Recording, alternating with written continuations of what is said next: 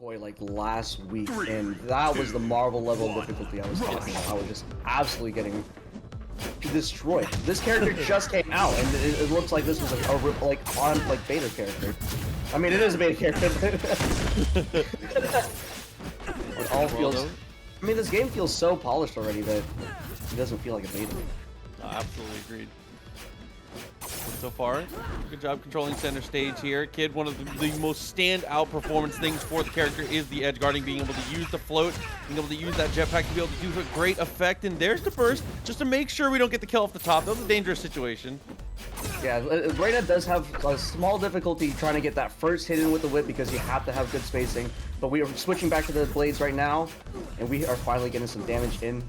About 42 here. And using up special to pretty well, being able to just evade, use that, go straight up, get out of the way here. Neutral tech gets caught by the flamethrower, and we go for the fully charged up attack. Dude. All right, we're getting back on stage. We are in an edge guard situation, bouncing around. Sets up the dagger. Great off there though, try to go for rush afterwards, get the connection, burst, just to cancel the knockback there. One of the highest level ways to use burst. The most effective ways to keep your stocks intact is using burst just to mitigate knockback. Yeah, you want that survival burst. I mean, it's great to combo burst in the last, like a very dire situation at the very last hit, but you really want to keep that for survival. That's Cozy coming through with the sub, by the way. Cozy, I think I played you earlier in ones, by the way. Good games. It's a name I recognize. Trade though on the last hit. The stock, we're cleaning it up. Yeah, I like that. Out of shield, being able to go for the shield there, block it out, get yourself into a better situation. That's a great decision. All right, Akoi has an opportunity to not get hit right here and make up for this. Oh no! A nightmare! Teleports to the dagger, but the dagger's in the blast zone, dude! And then Rawin not letting up for a second, keeping the pressure on. That is the definition of unfortunate right there. Definitely a little unlucky for sure. Okay, but we can still make it up here. We have the blades out. He gets parried! Okay, throw. Wasn't able to get anything afterwards though. Knife comes out. Almost an SD there. That's a close one, but still a decent situation here for Akoi. Gets the jab into the throw, but there's a shine on reversal. Wow, that was a huge opportunity for Akoi to gain some traction here with everything off stage. But we are back on it.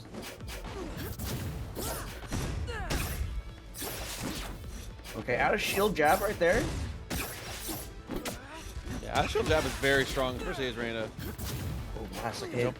Dude, this is dangerous here. It's got to find something. Any touch will do it here. Rawin just needs to play it safe and solid. At this point, there's really not a lot Akoi can do. She's kind of out. Yeah, I was going to say, she's kind of out of this one. Down to the final stock now. This should be a hell of a comeback. Oh my god, Raw's going in. He's got the confirms. Misses just a little bit, gets Punisher for just a tad. We're still trying to feel each other out for this almost last stock situation here. Okay. Out special, try to go for down tilt, couldn't quite find the tech chase. Backs it up and throws the knife, but it's way too far, and now, yeah, Rawin's gonna be able to start the edge guard, but whiffs on it, puts himself in a terrible situation here, has to spend the burst, and does not make it back. No burst. Oh, barely, just by a hair makes it back. Gets the parry. Cannot bring it to advantage. Trying for a cheeky side attack.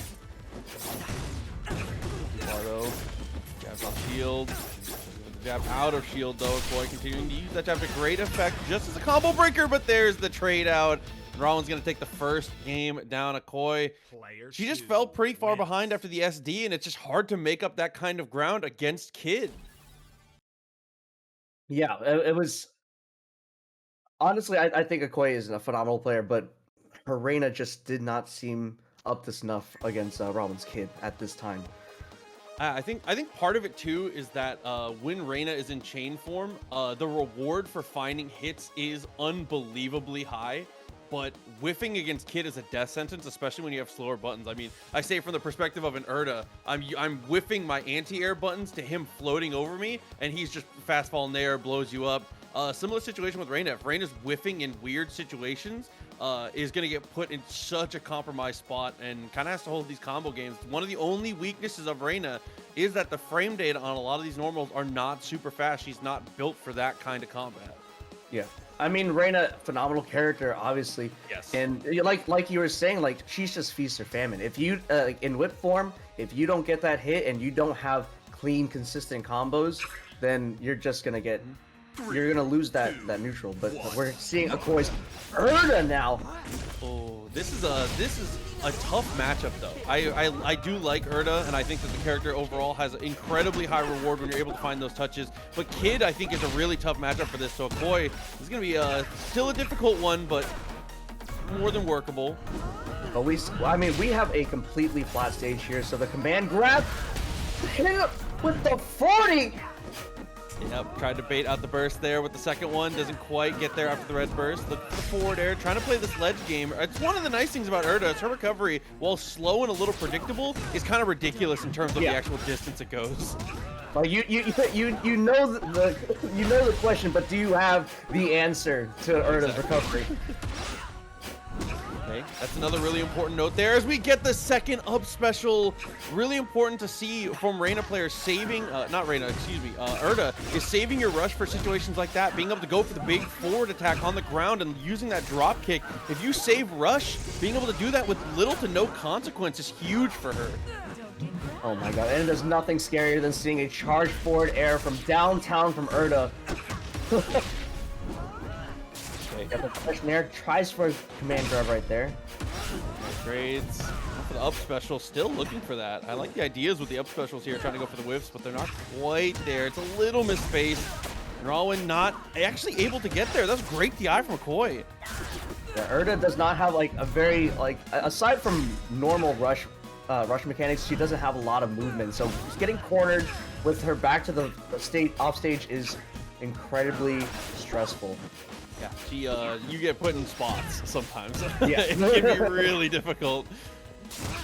Good though, feet back on the ground, up tilt. Amazing anti-air into the fully charged forward air. Great confirm there from Akoi, recognizing at that percentage, once you're into that red, it's pretty easy to be able to get those kills. Yeah, and even like the charge on that, it kind of baits out a possible air dodge as well. Misspaces the down special. Trying to use that spike, try and go for the read there. Nice tech, comes out, wrong, gets the better of it with the neutral air, almost gets the spike, but a great buffer of the up special from Akoi, makes it back onto the stage. And the ledge Oh, we're finally getting some proper footing back on the stage right now. Kid on the offstage side. Oh my god, and now Akoi's going in. Oh, gets the parry grab. Able to get there though, try to go for parry again. Neutral air trades out, forward air does connect, and that kills! Oh my Dude, gosh. one of the nicest things about Urdah is, while it can be difficult to win neutral against some of these faster characters, you don't have to win it nearly as many times as they do. You just gotta be right, like maybe 2 or 3 times, and that is it. Oh my god, she was about to be right one more time. Looking for the career ender, dude. Dude, that up special ledge cancel is insane. It really messes up your opponent into considering your trajectory right there. 6 HP left. Okay, last hit. This is especially tough against Kid. Manages to get the ledge grab. Yep, re-grab, still okay. Invincibility, just none at this point. Gotta be careful here. Lands and shields, but there's the throw is baited. Right. Little shimmy. Little shimmy. Dude, the rush back. Shimmy the shoulders straight back in there. Alright, but this is a really good situation for Akoi. Only 16 HP left with 2 full stocks.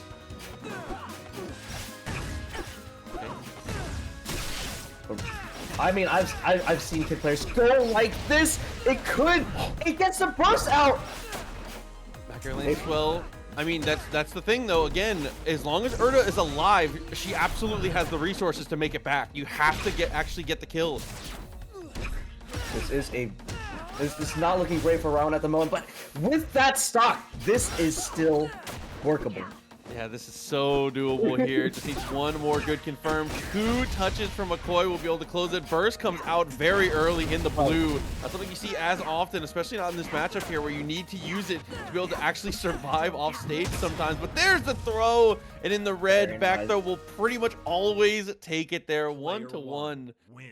And that's like what we were saying before. Survival burst, very key, but at moments like that, with the combo burst, and when Kid has got you in his horns, it is time to get out of that situation.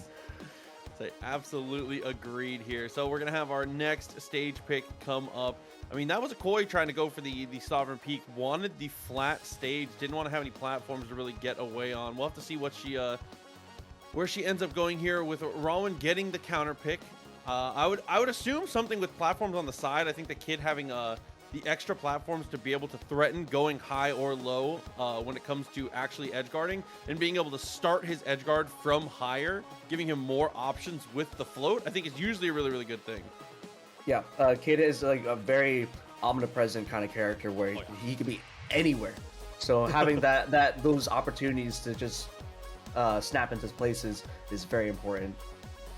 Yeah, I think that's the best way to say it for sure. I mean, Kid definitely does it all. So we'll have to see, like I said, where we end up going for the match here. Both players. Looks like we're going back to Sovereign Peak. Return to Sovereign Peak. Okay. He said run it back. He said it was nothing. Okay. It wasn't the stage. Yeah, exactly. 3, 2, 1. All right, we're going right back to the same situation as game 2. Starts off with a spike and a clean 41 right there. I'll tell you that there's no better feeling as an Urdah player than like reading early interactions with Spike. There's the reward you get from it, and you feel like you're like, man, I'm so much smarter than you every time it lands. Oh, and a charged anti-air up tilt. Wow, trying to close out the stock right there. Akoi at a slight deficit right now, but this could be entirely picked up just by an up tilt and charge forward air. That's a great confirm there. Goes for the red burst. It's going to be just enough from that distance there. Great use of the system mechanics. Dude, Urdah's one of the best characters at abusing that red burst to be able to get those extra hits in the combos there, and that's a great way to show it off. Yeah, and it was at just a perfect timing. Just barely managed to get back on stage before Kid spawns back in. But a fully charged up attack. Gonna close out that stock. Okay, Kid's just about to go in. Starts the combo game. Tech chase as well, really nice. Player actually connects and is able to find the forward air off the stage. Bro, if you're in yellow, it pretty much a lot of times you just get deleted. Sometimes in some countries, surely yellow means stop as well, right? I was gonna say it has to. It doesn't say slow down no more. But that's actually able to take the kill from kind of a weird situation there. The boy losing out on the stock, and unfortunately, the up tilt, I think that's a really common interaction in this matchup, is the up tilt comes out from Urdah, but it gets interrupted still. Oh my gosh, almost ends the stock early at 78! It does it at 57, completely outstage. I love the boldness and the precision it takes to get those offstage kills. Okay, we got the combo burst. Now, this is looking pretty good for Rawin, a lot better than the last game, and I love the call out to go immediately right back into the same stage. Now then again, you see Akoi gets one hit, knows that there's going to be no significant damage off of it, saves the rush, and goes straight in afterwards with that forward smash. Yeah, it's definitely beginner tip, rush everything, advanced tip, maybe not. Just maybe hold it. Oh man, close that one out though, and now down to the final stock here. Akoi trying to go for the back off a little bit here. Air dodge out of it, doesn't quite work out. Burst does break out of the combo though, so now... Oh, it's so we are seeing a repeat of last game. A no burst and a very similar situation. Uses it for combo burst as well. This could be it right here. Up, oh my god! Rawin clutching out game 3. Incredible movement still. Sock's getting the first touch. Both of them very fast and furious here. Multi-hitting there, able to break out a lot of that. Down tilt into forward attack. You see very often. Love to use the down special actually to extend that combo. And that up B might have actually killed. Up special potentially takes the stock at that point. Just like you see there. Seth's up special is incredibly volatile for being able to finish off stock. You have to be so careful. Oh my god, not even 20 seconds in the match, and we see a stock absolutely lead this. Pugsy not even taking 10 HP, another combo burst off stage. Yeah, you gotta keep yourself safe. You cannot let that happen. Sox, unfortunately, with the wall jump, is still not quite able to get there. So Pugsy going into the next stock, still with one in the chamber here. Has a charge, now has both.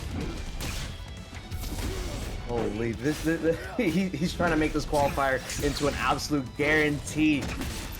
Just running over Sox at the moment. Okay, have to use that side special there in the air. Connects a couple times, tries to go for the big read afterwards, doesn't quite complete the combo though. Looking for that for the second time, he's using that just to control the space on the ground. I like that actually. Yeah. Seth has an incredible ability to just create hitboxes everywhere on stage, and so it's almost like death by expectation. It just completely suffocates you no matter where you are. That was one of the worst situations you can have against Seth. Is Sox gets caught in a tech situation on a platform with Seth below him, your life is forfeit. Like he covers the platform so incredibly well. Oh, and a very clean parry right there. Is it gonna be a force talk? There's no way. Sox, give me something. Still trying to get there. 2 charges available. See how they spend them. Neutral air doesn't get there. And uses the neutral special. Tries to go for the second one. It's a little too far. But Sox, yeah, doesn't have anything to make the full recovery there. That's Pugsy logging on the first one here with the Seth. That's a treat. I was not expecting to see very much Seth today. So getting to see any Seth is a treat. Wow, that was an incredible just match number 1. A complete shutout. I think Sox managed to get about 80 damage on the table, and no hate towards Sox. It's Pugsy, just a player on another caliber. Yeah, I mean Pugsy coming in as the #1 seed for a reason. I believe, correct me if I'm wrong, Chad, I think Pugsy's already qualified, isn't he? So he's just playing for like the prize pot and to play. I think that Pugsy already has a spot. 3, 2, 1. For the cash and valor. Somebody will have to confirm that with me. Pugsy. By the way, can I take a moment and just say how aesthetic this Weishan skin is? Oh my gosh. Both the summer times are unbelievably nice. I really like both of them so much. I think a situation I saw that's very scary was against Seth is being on that platform. No. Actually throws out a move and forfeits their the active ability to grab the ledge right there. Very unfortunate. But being on a platform and shielding, it might be just the worst possible thing against Seth. Definitely feels terrible. A couple errors in a row. Try to go for the back air. Neutral air actually catches. Goes for the follow-up. Almost gets the kill. And tries to go for the chase out with the neutral special. Does not connect, but it doesn't matter. Is still able to finish. Pugsy, even when it's not a combo, he still manages to find a way to make it work. Yeah, having clean combos to confirm to is very necessary for this game, but also having that adaptability. See, you know, sometimes things don't work out, but that reflex and that reaction to pick it back up. Yeah, that's one of the nicest things about this game is it is like the perfect balance between like the freeform jazz of like a melee type of situation and actual true combos. So there's enough DI mix-up and stuff to keep it very interesting in how you have to play these scenarios, but there's enough true combos and kind of flowchart situations where if you are that type of player, it's more than accessible for you. But Pugsy is gonna almost close the stock off of that one. Gosh, Pugsy can't even let you complete a fight before he's gonna take another stock. Oh my god, dude. 4 stocks. All right, Seth. 2, 1. All right, are we seeing a Zhurong versus Reina? Okay, so Leviathan. I played Leviathan recently, and man, he may be the best Reina right now, in my opinion. Definitely a super high performer with the character. As you can see here, being able to get a great extension, half the life bar off from Wingwurm early. Oh, it's combo for combo. Actually seeing a very nice whip combo from Reina right there, and I think that could have just been touch of death in the right circumstance as well. What a bait doesn't get much off of it, but still, you know, assert dominance. Yeah, I mean, like once you got it out of the way, then your game plan changes just that bit much to really assert your dominance, like you said. Oh, okay. Try to go for snipe with the knife there. The pin wasn't quite there. See, I get Millia pin vibes when I see that. The shouts to Rev 2 rollback. Yeah, we didn't have quite the accuracy for the dagger, but the call out for the double jump read from that far, incredible. Closing out the stock with just 11 HP remaining. And Wingwurm. Reddit, dude, already taking a bid, but there we go. Like you said, Wingwurm able to neutralize it really, really quickly and keep this even. Yeah, finally get some proper footing. Like right off the spawn platform, it didn't seem like he had that footing. But we're back in it. Zhurong combo on the top of the stage. That's the paralyzer there. Good use of the up special just to kind of avoid here. But Leviathan back to that kind of mid-range zoning game. Almost got the second up special. That would have been devastating. That might have been the stock from green. Yeah.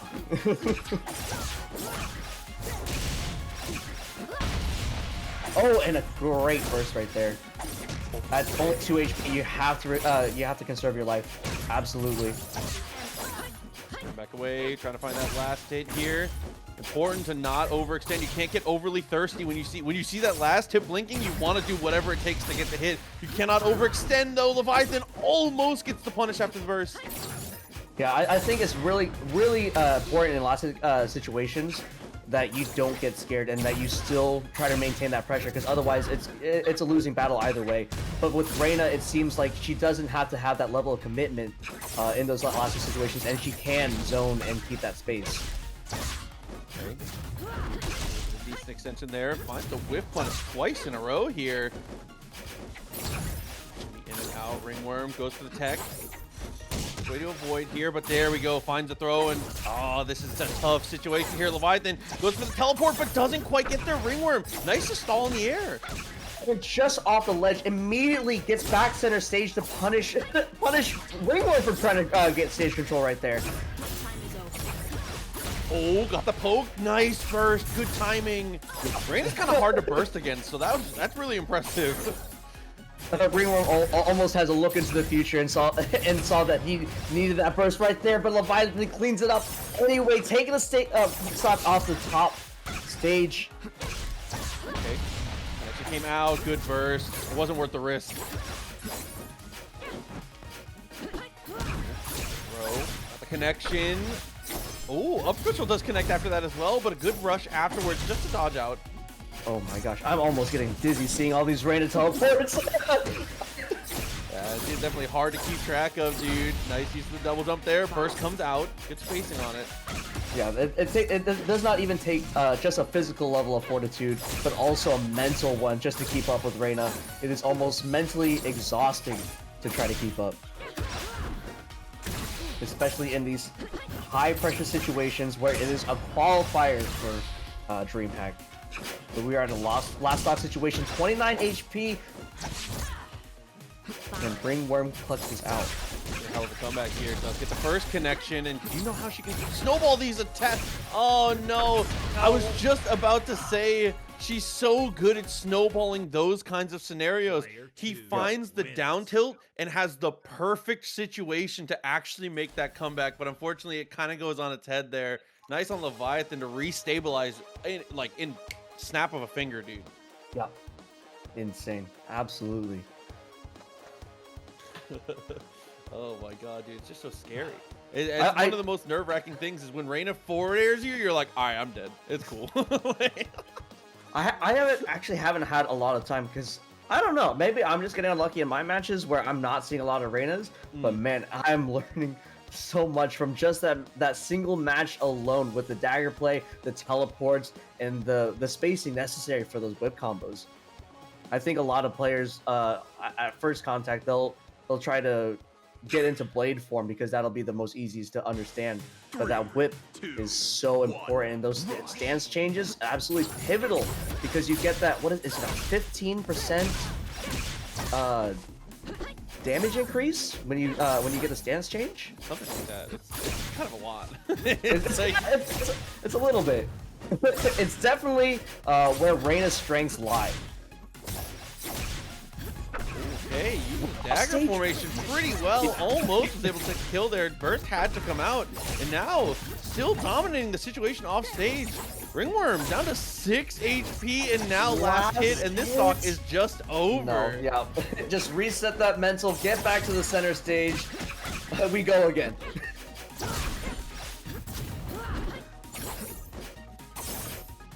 I don't know. I feel like Wingwurm could just be extending themselves just a tad more to get these hits in. Or didn't work out. Next again from max distance there, up special to follow up. Oh my gosh. Continues the pressure and forces the burst out. Wingwurm says, well, dude, I tapped. Come on, man. Reina's such a slippery character, and my god, those command grabs. Absolutely the coolest thing I've seen in the game. Spin. Oh, what a dagger confirm that was, too. Yeah, trying to go for the last throw. If that would have connected, that potentially could have been stock once again. But now Leviathan still sitting on this heavy lead. And I think that this might be where Reina is her strongest. Sitting on a lead, you feel so pressured to approach her. And if she has room behind her to space out, just like, how do you really take advantage? Oh, just wow. like that. Same thing. Crosses you up and goes for the last hit.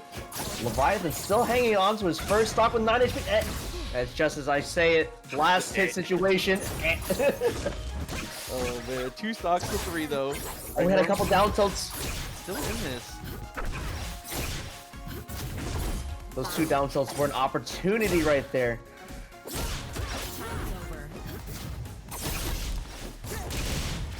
Glare, side special there, charges up a little bit. Not too much afterwards though. Nice evasion, and the up special afterwards. Leviathan just making it look easy to get back, which is just not the case in this matchup. Yep. Well, we definitely you definitely want to see as much juice as possible as you can for oh, okay, getting the burst to stall a little bit. But you want to get as much juice from your punish as you possibly can. And it seems like in this scenario today, Leviathan has it. He's got that juice. Focusing on that though, able to get the rush because it was a grounded normal, not an aerial. But again, the movement feint and able to throw the dagger for the last hit. I think that's the mark of a true Reina player, getting the last hit with the dagger. Definitely the exclamation mark. Like, all right, it's only a 1 stock difference. It's a completely fresh one, but this is not completely undoable for Wingwurm. We've seen Zhurong's come back from less.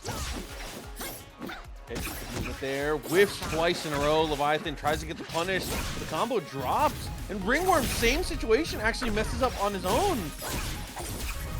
Leviathan back into this one. Look at the follow-ups. And that positioning with the teleports, unless like, it's definitely a huge knowledge check, because how do you DI? You don't know where she's coming from. You don't know where the hitbox is going to send you. Yeah, I was gonna say, you just have to, it feels like a lot of times you have to commit to survival DI, which makes you so predictable. Yeah. Nice burst timing, I actually really like that. Yeah, an immediate one definitely could have been a bait. Absolutely. Oh, moving slick right through that chain.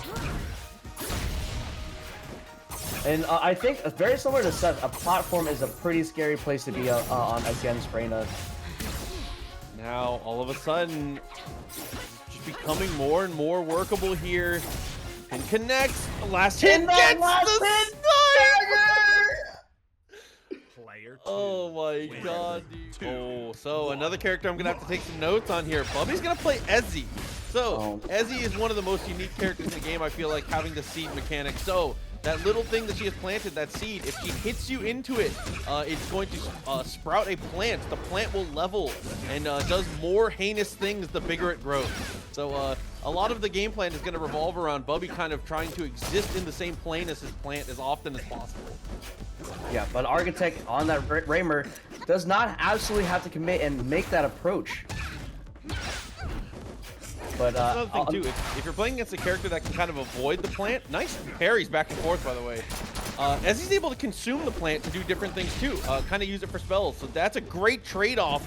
And now the plant is at maximum level here, and Bubby is in complete control. Yeah.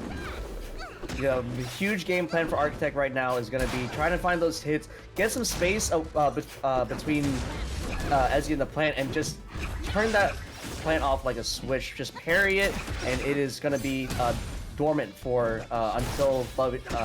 Until Bubby reactivates. Yeah, so Bubby gets back involved. That's up air connects, not able to get anything afterwards though. Nice little B reverse. I like the idea a lot. Yeah, and Bubby, a monumental player, getting I think second for the past couple. Huge contender for #1 in our brackets. And he's been playing a ton of characters too. I mean, that's important to note, is that Bubby has played Urdah, ANG, and Ezzie. So like, has been playing hella characters too. Like. All right, well, we're getting some Raymer action right now. It isn't quite an even game. This is absolutely competitive. Okay. Got away. Got forward there, a little too far. Down tilt also a little too far. Yeah, I think Architect has got the spacing, but Ezzie is just that small of a character where it is just a little difficult to land a solid hit. You think it would be easier with how giant her head is, but she, can be tough. She got some thoughts. She's say, thinking real hard. Something is going on in there for sure. What is she cooking? Okay, nice to run up there, parry the plant. Again, as we said, just turn the plant off whenever you can. Keep that out of the game plan. This is absolutely my favorite way to play against Ezzie. As she's away from that plant, immediately turn that thing off. Ooh, I love green grenade there. Kind of make the hesitation happen. Trying to go for the shot, a little too far. And it's even almost a bait against both players, because you know that the other player wants to either turn that back on or turn it back off, and you know where they're gonna be at that moment. Grenade. Try to throw it backwards. Super jump comes through. Nice air dodge to get out, but still takes the shot in the end. Yep, that side attack's gonna get that last hit. And the survival burst just with 13 HP. As he's trying to put some hitbox on the stage, the plant gets the last hit. Now, the plant at max level here. We're gonna choose to go for the laser. What's the situation here? Still just trying to zone it out. Gets the connection. 18%. That's 50 of your life out of the way in a hurry. Architect kind of in trouble in some of these scenarios here. Ezzie's just trading so well into all these different situations that Raymer doesn't seem to be able to handle from. Maybe just the way that Bubby's approaching it, or maybe just Raymer has issues against some of the wall that Ezzie's able to put up. Yeah, I think some of Raymer's hitboxes in his combo are a little small and precise, and so like he's getting these hits. He's absolutely not losing neutral, but the consistency of the punish game is not quite there against Ezzie, it seems. Oh my god, speaking of losing neutral, that was all of a neutral air there. Able to go for the hyper hop forward. It's been such a bad spot. The parry comes out, the trade comes out rather. And even after the parried fireball, Ezzie just backs straight off, is not worried about it. Yeah, it seems for the first time in this match right now, we're actually seeing a noticeable advantage, unless. Oh, that was a crazy angle there. Ezzie's up special is really exploitable. That was a crazy angle to make it back like that safely. Yeah, as long as you learn the timing of that hitbox, you can just absolutely demolish Ezzie off stage.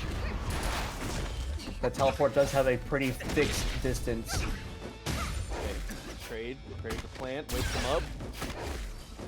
All right, with 29 HP left on her final stock, Ezzie has just... Oh my god, dude! Just gets destroyed. It's like Mario getting hit by a piranha plant, dude. The one hit. Like, oh my god. Oh my gosh, that plant has got some bite. Absolutely taking him the last hit, takes him off. Just going for the neck right there. Plant's such a fun mechanic. Personally, I think it's fun. I think it's cool. I think one of my favorite things about this game is how unique the characters feel, and I think that Ezzie has one of the coolest feels because of how I am not looking at chat, but I just saw chat. A bunch of messages pop up, so people are not happy that I like Plant. Huh? I'm not gonna look. There's some opinions about this. Dude, no, I really do think it's cool, and I think that overall I like how unique the characters are, and I think Ezzie's a testament to how unique and cool the cast is. So I think she's a great representation of how cool and how interesting the mechanics behind each individual character are. Yeah, it is very interesting to see, like, there's two of them, two characters that what makes it feel like a 2v1 situation. You got Ezzie in the plant, and you got Afi and Galu. Incredible. What is it? I have not seen this skin for Weishan before. Did this one just drop?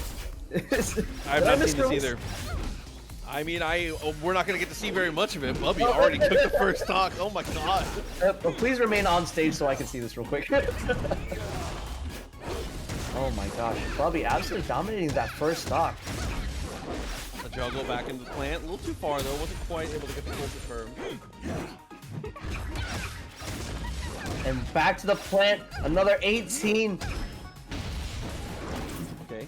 And that 18 is huge. That's like 15% of the stock right there already. So every time you knock the opponent right into that plant, that stock is just that much closer to being done. 15%. We're in EX Weishan range, though, until the consumed plant. That's the level 1 plant. Well, the speed tackle, we'll call it, coming through. Yeah, the Weishan pick might be a little dangerous. Oh, Bert baits the burst. Did not quite get anything off of them. But, like, with Ezzie, such a nickel and dime character, the Weishan pick, with all the EX and spending health, it seems dangerous. 4 stocks to 1. Can Architect get some momentum started and take the 1? Ooh, not quite there. Try to go for the up air. It was a little too far. Parries the plant to wake him back up. Gotta be careful about how you deal with this there. That neutral special spike working out wonderfully for Architect. Great call out there. Yeah, I think in this situation where it's 3 to 1, we have to see a Weishan that doesn't use EX, which is incredibly unfortunate. Misses the reflect. We're in critical state, and we're just gonna give it to Bubby. Yeah, unfortunately, that trade comes out at the end. Bubby is able to.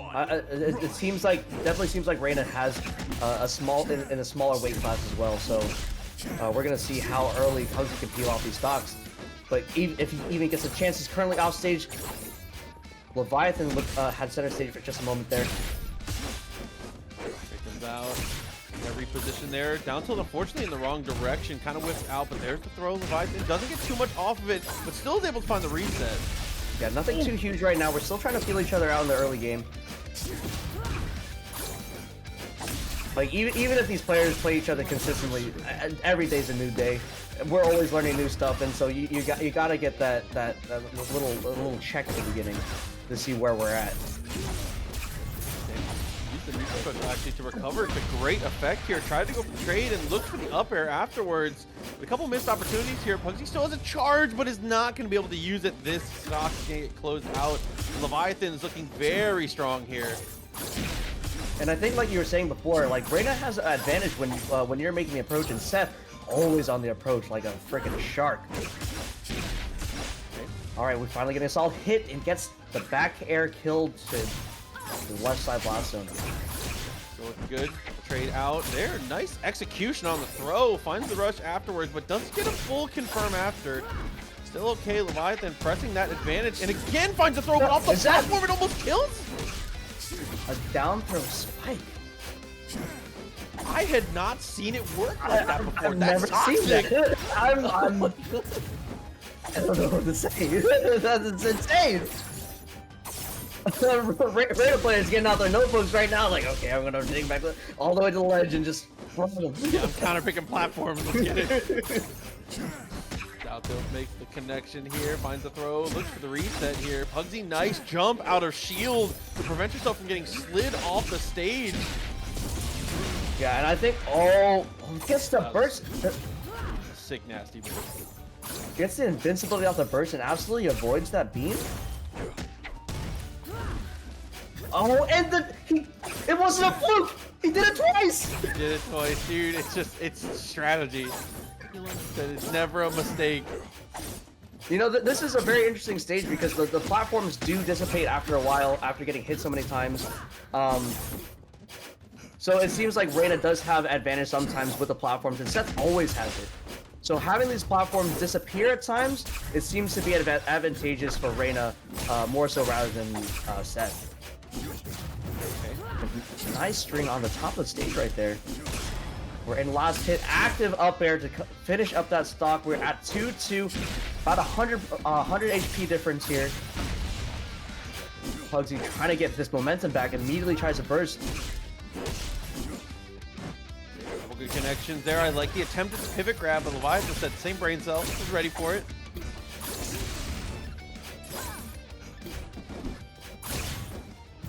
Yeah, you can see Pugsy really wants to get in, but you have to like be wise and be incredibly decisive when you're making your approach against Reina. Oh my god, that gosh. low hyper hop was so sick to go for almost a drop zone type of scenario. We're at our last HP. It could be one, it could be 2 hits, and it's gonna be a throw. At low percents, those throws are gonna be so important because it's gonna combo into itself, bring you back to last hit, and then absolutely annihilate that stock.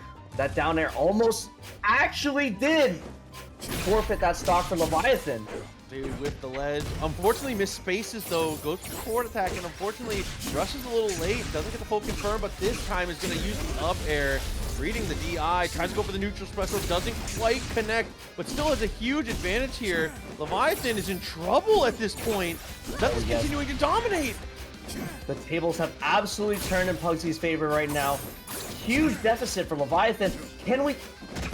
Oh my gosh, I thought that was it. Oh my god, and what it might be the most satisfying move in the game to land.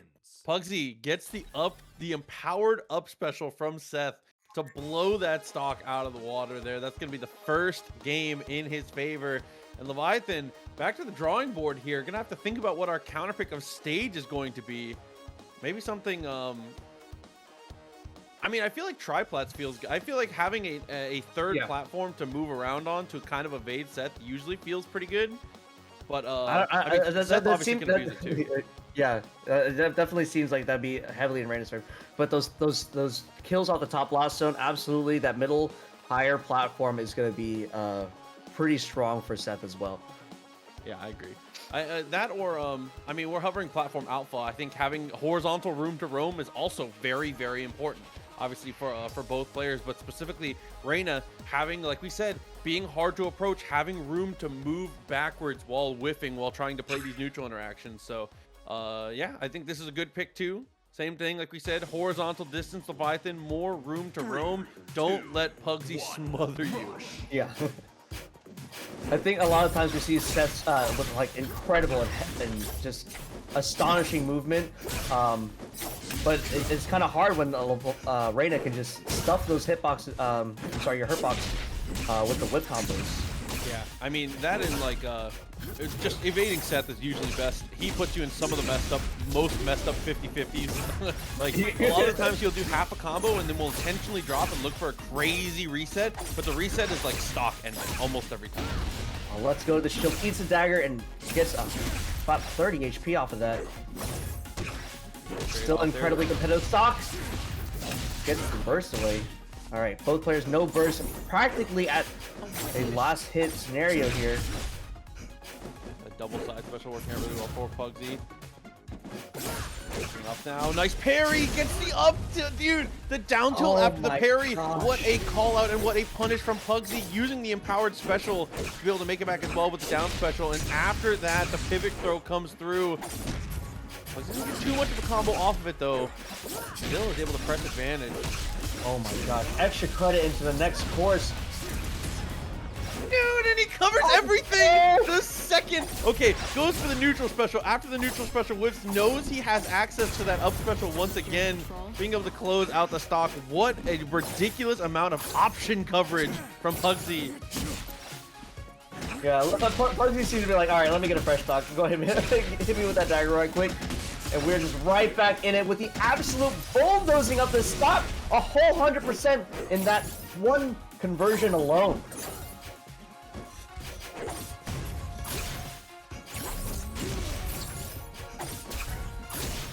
All right, we got a dagger confirmed. we're getting command grabs. Currently off stage, not a good situation. Oh, what a Gets the bait! first bait! Is able to confirm again with both the empowered specials, empowered up special into the empowered neutral, working out so well, finds the down tilt forward throw to follow up, but this time is not quite going to be able to get the connection, but gets the stage spike! A whole 3-1 stocks. Leviathan is not in a great position. Game 1 was practically his, and then a huge momentum shift in Pugsy's favor, and then that recognition and adaptation just put this whole set in Pugsy's favor. Special again, not quite able to make it there. Uses the double side special though to make it to the wall, to get access to the wall jump, makes it worth the burst, and does make it back. Yeah, but you want to hold on to that advantage as long as possible. Survival burst covers everything but that up special. Oh my god, it's just unfair. It feels Pugsy feels like a heat-seeking missile. That up air connects, and he is just exactly in the correct spot for the follow-up every single time. Oh, those hyper rushes, incredible to get you where you need to be. Dude, his follow-up game is some of the highest that I've seen, honestly and truly. He just always, again, always in the right place at the right time, continues to do so well. If Pugsy keeps playing like this, who's going to stop him is really the question we've come to here. Like, it's 2 games right now, again, 1st to 3, so Leviathan still in this, still has a chance. And obviously Reina is a super high-powered character, but instead we're going to go to A and G for Leviathan. A and G. Okay, Avi and Galu. See how it works out. But it seems in this matchup, I think Seth has the power enough to get rid of at least one of the twins to actually, you know, kind of snowball into good situations against the solo. So I think we're looking at scenarios where we're going to try to get rid of one as soon as possible, because you do not want them to build team and get those huge combos. And like I'm saying right now, oh my gosh. Instead, Pugsy is just going to continue to press this advantage here. Does use the up special to make it back. Goes to the pull-in and throws the other totem back on. So great way to go for the swaps here. 1 puff of steam left. Yeah, and it's going to be difficult for Seth to beat that heat-seeking missile, like you were saying, because the target is switching so constantly that the missile gets confused. All right, we're not going to back off. We're not in a position to charge to swap at all either. We're just going to take that stock. Going to be able to do much there. The empowered up special, really good to be able to fight out of that one. Finds a double jab though. They come through, but Seth still manages to find an advantage, even though the back air comes through from Galu. Oh my gosh, almost a complete solo stock with just Galu alone, 100 HP, just gone like that.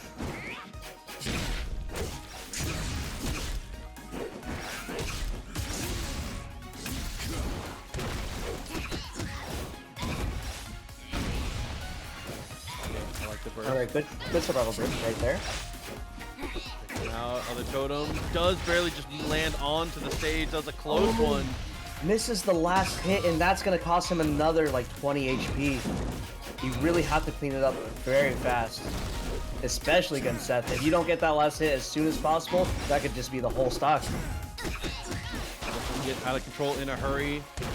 Same as you said for A and G here. Try to go for the trade, but unfortunately, little totem buddy is still not quite working out here. Gets the connection and gets the kill. 2 stocks apiece. Leviathan sitting on a lead, but not too much of a lead here. Even game. Yeah, like the HP deficit is there, but currently the stock is in Pugsy's control. Has the stage control. We're swapping back to Afi. Gets the burst out to kind of confuse the combo there. To mix a little chaos into the A&G plan. Wow, the cross-up was insane. Oh, the up special just barely connects, actually through the bottom of the platform there. Odd trade, but Pugsy manages to find an up air out of nowhere and gets the burst out of Leviathan and might get the stock here. With a quick 1-2 cleans it up real quick, but I absolutely respect Pugsy continuing to soldier on with just a single HP.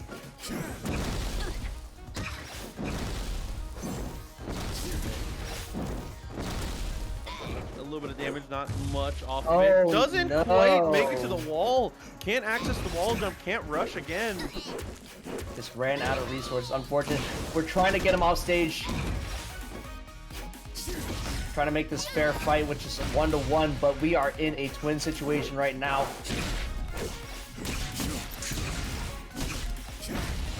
Okay. Fall through, Trey comes out. Nice swap. Big swap. Afterwards, tries to go for the handoff. Does get the kill. Leviathan, the offstage handoff from so deep. Oh my god, dude. What a follow-up there. Being able to throw out the totem and go for the very late swap and try and bait the burst. Yeah, we had a half-court pass right into that slam dunk. Huge play by Leviathan. Dude, he says shooter's gonna shoot, dude. Had to throw it out there. Shooter's gonna shoot. Oh my god. But I'm loving the pick from Leviathan. Unfortunately, at a 2-1 deficit in the set currently, but it does seem like Leviathan's picking it up right now. Yeah, I mean, way. At this point, it's looking like it might have just been Reina just having maybe a little too new, a little too unpracticed, maybe just not quite familiar with the matchup specifically. But yeah, A&G working out really, really well here. I like the swap a lot. Let's see what Pugsy does in return, though. What's going to be the decision here? We're going to stick on this set. We're going to keep it rolling. Combat Lab is going to be the stage, though. Yeah, we're getting a little bit more of a continuation of the Gemini twins versus our Taurus-like, just a bull of a character just running you over. Well, here we are. Gonna send it, see how it goes on this one. Leviathan trying to mount this comeback here. Looking really good so far. Leviathan already started that match off stage and currently just dragging Pugsy down into the depths. Continuing that pressure off stage, but Pugsy manages to get stage control once more, and on that platform, scary place to be against Seth.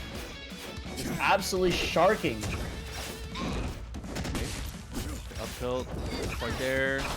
Lands the back air. Trade comes through. Leviathan gets a swap though. Galu. Yeah, save your boy. There you go. Nice swap to get the punish. That's your boy. Oh, whoa! The Pugsy double clash. Hex into the jab combo. And we're in a critical state right now. Can we get our feet back on the ground? Yes, we can. He recognizes that cross up. What a quick reaction. And the last hit situation currently.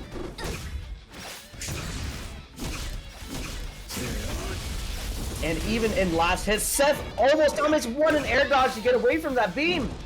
Dude, and that is I feel like the Seth classic. Just down tilt at the ledge. What could go wrong? From max range, I'm gonna keep doing it until you stop it.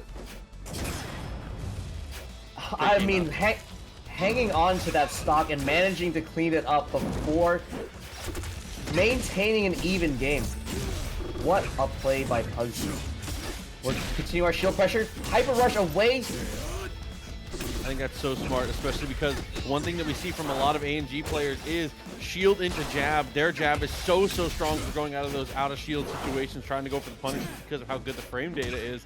So Pugsy has the knowledge, goes for the fade back here, but still now having trouble kind of getting his feet back on the ground against Leviathan. Leviathan controlling space incredibly well. Once again off stage, and Leviathan can't really cash out on it. Pugsy getting back on that platform, but still in the mix. They're just to cancel the momentum of specials. Gonna go for the trade. Parry comes out. This is all off of the parry. Great defensive choices. Pugsy not able to fully cash out on it, but this time he's going to look at the health total now. Oh my gosh, just a 10 HP difference from just being absolutely destroyed right there. The up special fishing out for that kill does not make it back to the stage.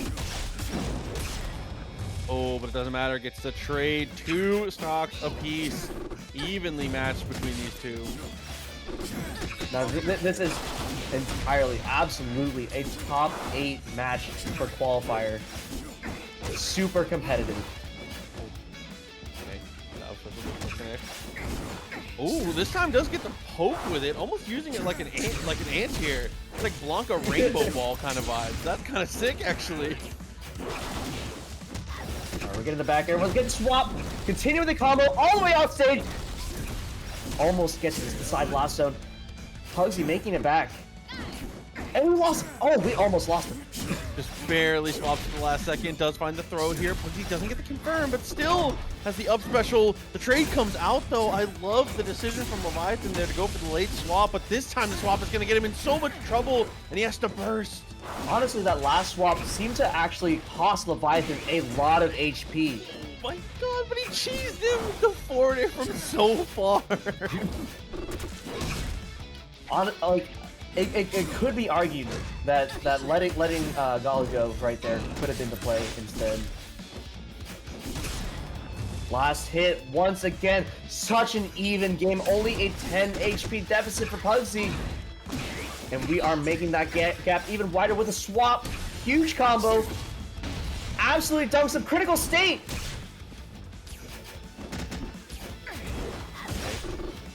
Nice swap there just to be evasive. Avoid the neutral area here. Pugsy did his best to try and protect the totem, but that might have led him to a missed position here. Just does make it back though, and has both totems on the same side. This is a great situation for Pugsy here to press the advantage.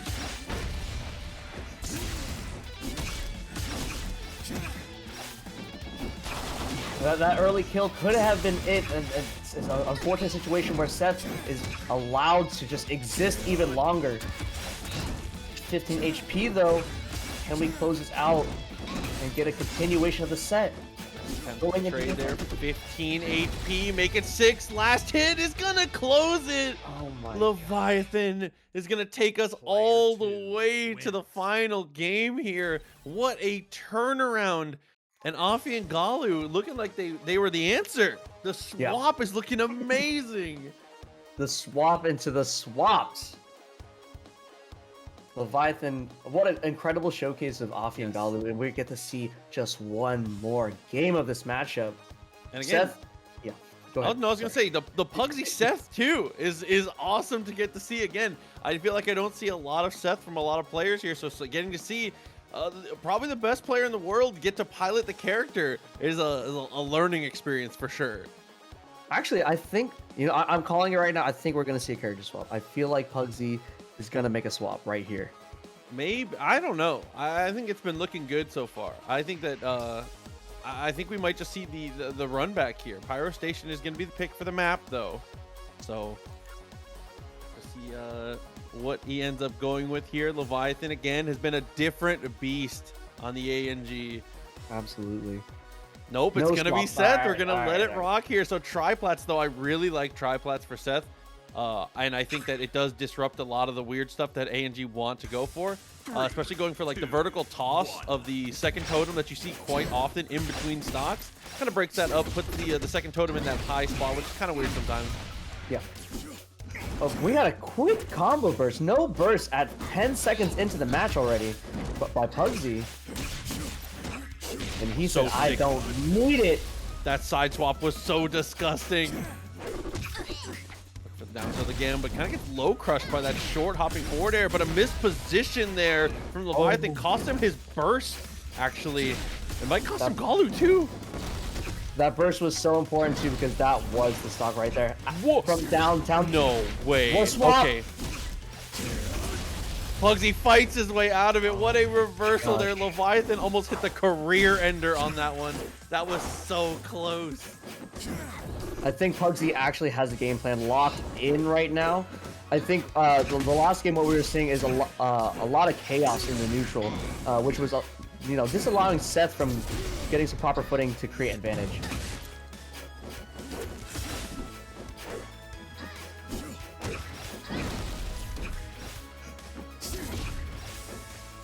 Okay. Connect. That spark, finds the down air, doesn't get too much, but okay, still is able to find the reset there. That's what I'm talking about when it comes to Seth in these 50-50s. These reset situations for Seth are super volatile. Fortune favors the bold. We are going in with our last hit situation. We are not afraid to make this approach. We are a little bit more delicate. Okay. I was like, wait. a different animation for a last hit. Okay, Absolutely. nice burst though. But a last hit animation nonetheless. We are on a fresh stock. Pugsy, what a down air to grab that ledge. It worries me. As someone who SDs with that move a lot, I get really nervous when I see people use it. Oh, we are absolutely talking about a veteran. This is a master of the craft. He knows hey, listen, the bro, knowledge. I still got the fear. But a complete stock advantage by Pugsy. It's going to be another one, possibly. Gets the burst out, but we are still not afraid to continue this pressure off stage. Still has a charge available too. Gets to connect with the forward attack, and that was a DI mix there. That was kind of sick. Oh, it's disgusting. And what DI too had it been the move that Leviathan was looking for, because he went straight up.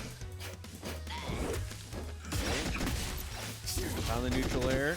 Almost got there. Trade comes out, gets the swap, misses the ledge though. Kind of a missed position here. Has to throw the totem and has to go for the secondary swap, but it does turn into a little bit of damage. Yeah, this is not a good situation for Leviathan. Pugsy at a huge advantage right now with 2 stocks ahead. And plenty of momentum to spare. Wow, that's off a jab. That's off a jab. It's a fair character. This is absolutely a good confirm.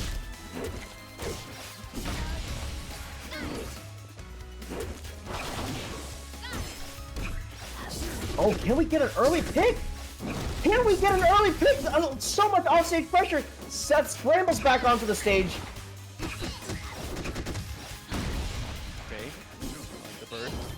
Good save. Good dash away. Down tilt connects. Doesn't get too much else off of it here. Leviathan. Snaps the ledge. Leviathan is being sneaky with the movement here. But I don't know if it's going to be enough here. Last hit, and the up special does connect. The tip of the up special. Player 1 wins. And Brock going to be on the Urdah. We saw this matchup once already, and honestly and truly, I do think that this is a matchup that obviously approaching as Urdah can be really difficult when Ezzie knows kind of the ranges she needs to be at to avoid, to be able to.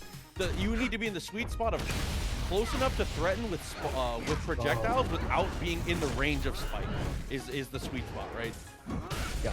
And Brock trying to test Bubby to see if he is currently awake. Goes for a red burst even though Bubby had the burst still unlocked. Okay. Oh my gosh, the float combos. Sit there, took the seed. Razor Leaf does push him off a little bit. Doesn't get too much for it though, and there the plant's gonna take a bite out of crime, dude.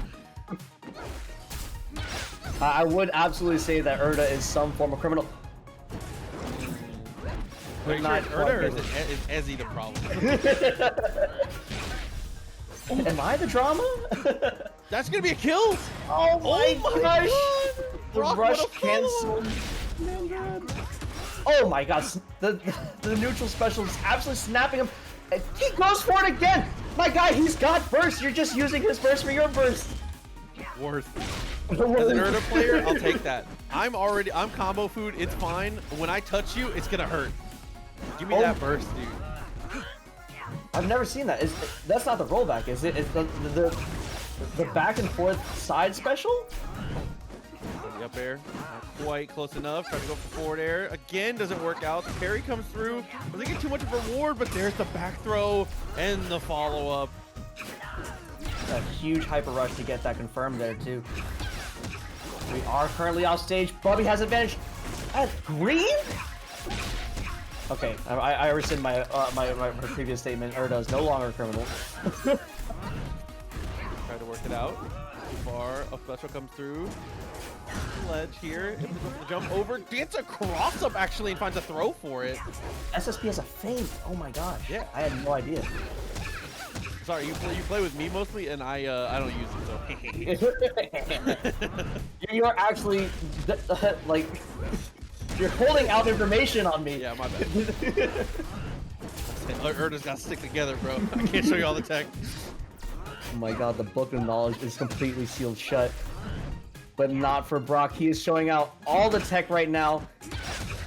unfortunately at a kind of a deficit right now. Stuck between a blast zone and a plant. That's like the worst rock and a hard place I think I've ever heard. Gotta go throw again too far. Brock re-grabbing the ledge. I like that. Just hesitate, keep yourself safe as long as possible. Force Bubby to go back onto the stage here, and then you can find your confirms just like that. We're running away, activating the plant once more, and a quick hit into the plant to clean up that stock. But 43 HP is not anything to an Urdah. Not anything. One more. What a mix-up! I thought that was going up. The neutral special will send him right. I'm sorry. That's neutral special. To go. Spin, yes. Yeah. Oh, okay. Another connect, finds a throw, nice confirm. Forward air attempt, tries to close that one out. Okay. Continuing our pressure off stage, gets the burst. Plant is still currently dormant. And we're guarding it too. Which might not be ideal because if you're just close to the plant, you can hit. Okay. Counter connecting, that's a huge confirm. Red burst. Absolutely. Pizza pie! Player I mean, that is one of the most important things as an Urdah player to utilize is I really do think she's one of the best, if not the best character at utilizing Red Burst for extending combos like that and being able to close out stocks. But not only that, but understanding where you can go for those big extensions to try and finish off. If your opponent doesn't have Burst and you have access to Red Burst in your combos, the world is your oyster. Like, you really should be killing, like, on most interactions in those kind of weird scenarios. Like, the character is just so... I mean, we say feast or famine a lot, but like, man, when Urdah hits you, it is a feast for a king for sure. Yeah, absolutely. I mean, like, I think one of the things that Urdah struggles with is that once you get that hit, it's a toss or a move with a huge knockback, so it's hard to keep your opponent within range, and then you have to go right back into neutral. But with that Red Burst, you can absolutely capitalize on that one hit and take such an early stock. See Starman in the chat. Yeah, congratulations on your win today. If what they're telling me is true, I have to go back and watch the VOD. Spoilers, by the way, guys. Come on. I gotta go watch the tournament later. I've been doing important stuff this morning. First Reina to take a land. Let's get it. And go right back into it. Combat alpha platform. Platform alpha, I'm sorry.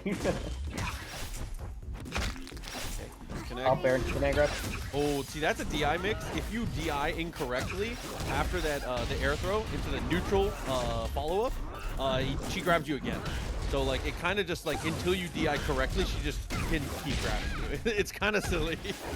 Oh, and what a placement of that plant right at the ledge. Very scary stuff. Only 14 HP, 119 HP by Bubby. Don't get grabbed, she says. Nice burst. Take my advice, dude. Multi-hit comes through, though. Parries the plant, gets it reactivated. Needs to find one touch here. But, I mean, that's a scary thing. At 83 off the stage, Brock is also one touch away, but that's going to take the kill there with the leaf.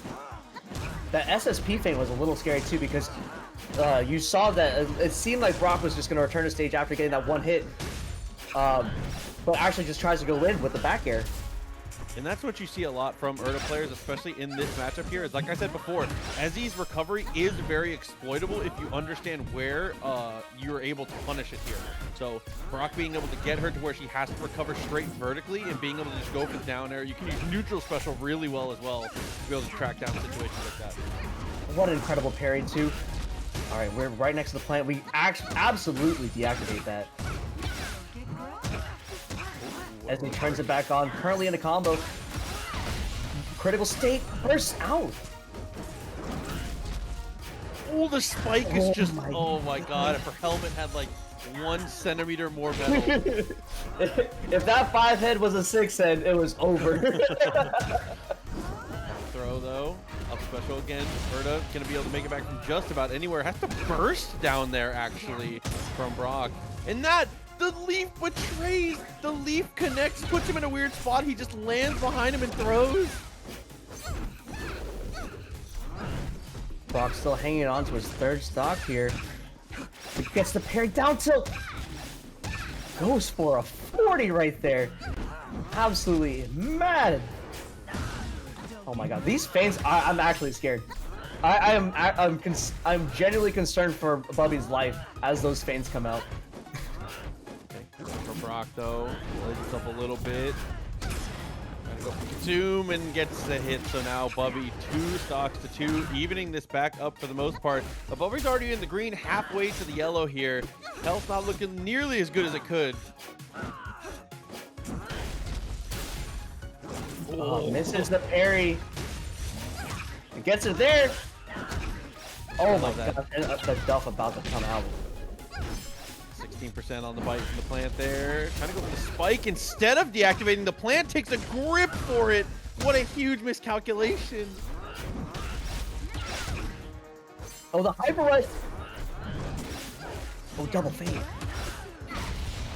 Well, the single fade is the true, but. And the follow-up from the up special to close out the stock. Still a full, not a full stock, but a dirty stock. Okay. Alright, we have a lot of advantage right here. Brock completely off stage, trying to find the proper footing with 3 HP. Take the trade out. Tech chases there with the projectile once again. Fight the seed there, gets the connections to the plant in the middle of the stage. If there was ever a place where Bubby wanted to have it, it's a great situation here as he continues to throw out all these projectiles just to cover this space on the screen. Oh, that's not good for I him. need the burst! He bursts! And Brock reads it! And it just hits him with the career ender, dude. Oh, I hate to say it, but that was kind of a second grade reading level of a bait. Dude, he was so ready for it, and the follow-up was so sick, dude. I just love the way that Urdah's position is probably the most exciting thing about the character for me, because understanding how hard you're allowed to push your advantage and positioning to do that is so sick. So seeing people like Brock be able to go out there, get into that situation where again, Urdah, while her recovery is predictable, she can get back from anywhere. Yeah. You can go as deep as you want. It has all the time in the world to be able to stall out there and try and bait the burst. Kids got jetpacks. Other characters can like float. Urdah is just out there. Said, I'm here. I love Urdah's design as well because she is very much built like she's just right there. She's on your tail. Just getting those grips. Oh my god! But that is 2 games now. That is what was looking like it might have been a back and forth has turned into Brock is throwing hands, dude. See if Bubby's gonna stick with it though, but Brock is gonna be the one to switch. Was it a read on a counter pick, perhaps? 3, 2, or a read on the stage? Well, currently Brock is up 2-0 and goes ahead and swaps to Zhurong.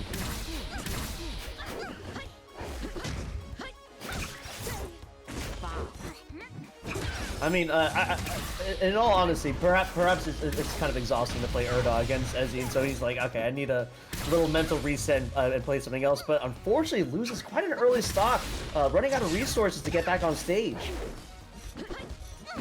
But also, huge respect to Bubby. He kept that match like he was quite at a disadvantage and immediately evens it up in the last game. Okay, trades come out, get the damage down. This pick, I don't know. It's not proven right, but Brock perhaps just needs to warm up with that Phoenix Flame. Oh, what a read there. That little delay. Good amount of damage, but still doesn't take the kill. And Zhurong, you really need like super clean combos to get these kills in. Alright, getting the burst to get some more resources. Gets to the ledge. 10 health. Not even on stage yet. Gets the last hit. Oh, and it's trying to pressure as best he can without overextending here. I really like the ideas, but it does get the kill. And now, last hit still ticking down, and that is going to close it 3 stocks to 2. Bubby has the lead. But I mean, Brock has been, I mean, ever since that first stock went away in kind of a crazy way, has been looking significantly better here. Yeah. The Zhurong is present, but is this a flex? Is he flexing right now? He could, absolutely could have just closed it out with Urdah, but instead goes for the Zhurong, charging the side attack. Continue the pressure. Does not go for the deactivation. Just absolutely smothering Ezzie off stage. Huge Phoenix Flame to get the spike. Okay. Oh, Paralyzer doesn't quite work out. Doesn't get the connect. A little bit of a delay. Nice second jump from Bubby, though. Able to avoid that little bit of follow-up at the end. Yeah, this game starting off with a really weird stock has actually evened up quite a bit. Has to use the burst for more resources, unfortunate. We are carefully making our approach to Ezzie. And actually just sneaks one in. Gets the burst.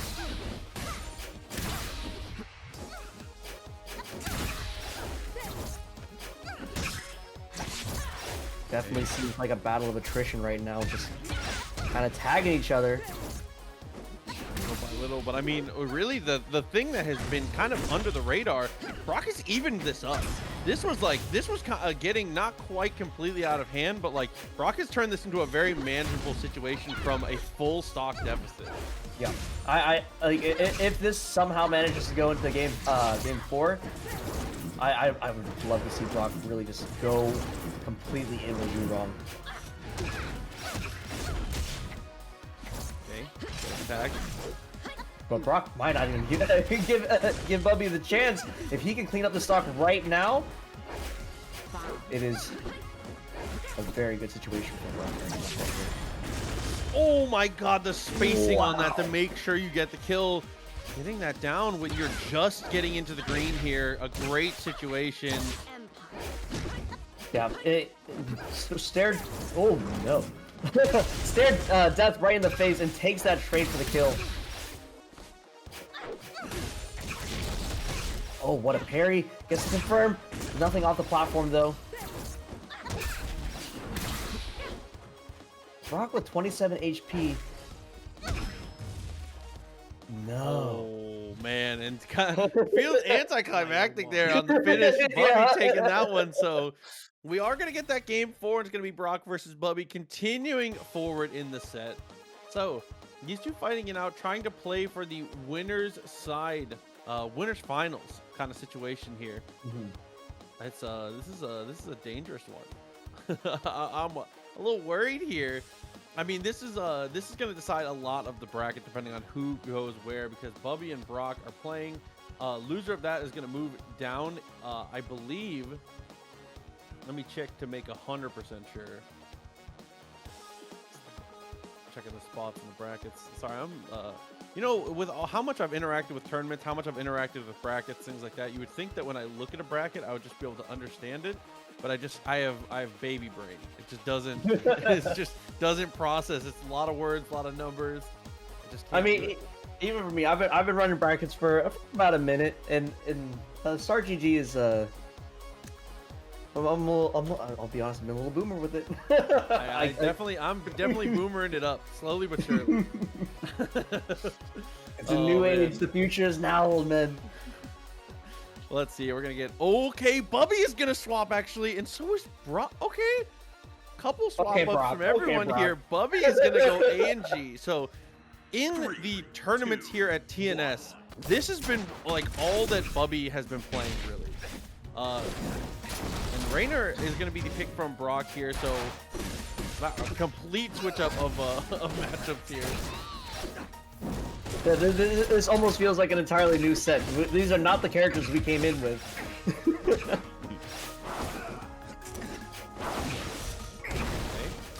Breaking out a swap combo. All right, building up back to full steam. All 3 bullets in Brock's chamber currently as well, but only 4 HP. Bubby has the opportunity to clean up this stock with still 70 health. There it is. Was that for flex? No, it wasn't. Okay, try to go for the spike a little too far. Yeah, even off the spawn. I'm sorry.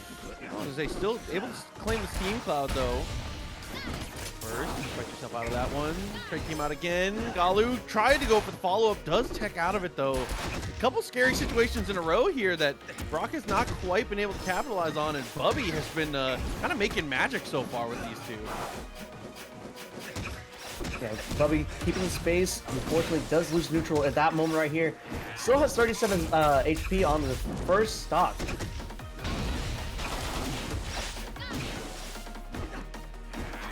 And he's about to clean it up for another stock. 2 stocks ahead. All right, Brock cleaning it up right here for only a full stock advantage. I swear, if this goes into game 5 and Brock just closes it out with Urdah, I'm just gonna. He said, "I live for the drama." Trade came out, almost got there.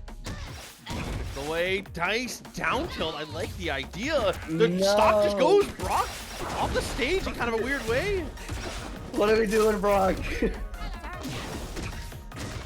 Oh my gosh, and we're tagging back and forth in between the Gemini twins. All the way off stage, charges! Oh my god, dude. Bubby again makes magic. 2-2 Brock. Maybe it's time to you gotta go back to giving him the advice here. Might be time to not get grabbed. He is the boy is bubbing right now. Yeah, I was gonna say, Bubby be bubbing. dude, he's playing so well. His off-stage game, I have not seen another like Afi and Galu play the off-stage that aggressively before, like at all, which is crazy to me because thinking about the mechanics of the character and being able to swap back to make yourself safe and actually use it as a recovery seems insane. But a lot of ANGs feel like go for more of a controlled style, and they do go off to edgeguard, but they don't go like that. Deep. They don't go deep. They're not in the blast zone. Yeah, they're not literally but face touching the blast zone, throwing people out of it. Good God. Yeah, I mean, like, honestly, I would love to see that more because what's the worst case scenario? You swap and then you lose one of the twins for like 15 seconds. So I feel like the trade-off is absolutely there if you can get the stock right then and there. 10 HP for your stock? Yeah, let's make a deal. Yeah. Oh my god, every time. I get the stock. You get 10 of my HP. But we're gonna swap back here. You had to talk to him. It's about that time. Brock, let's be reasonable here. 3, 2, Let's see it though. This is the best service costume, by the way. This is the one. The Lich King. What? Okay, so we already eliminated a factor. And the parry at the end of that was so sick. Able to get not quite actually make the landing. Still off that neutral air. I think that's a good burst point. Didn't get too much off the absence of one of the twins, but we are still quite at an advantage. The tables are slowly shifting in Bubby's favor, though. Trading it out. Does have the HP lead now. Edge cancel there. Oh, Cross up down air. A nightmare of a mix-up. hits the shield, goes for the double dip.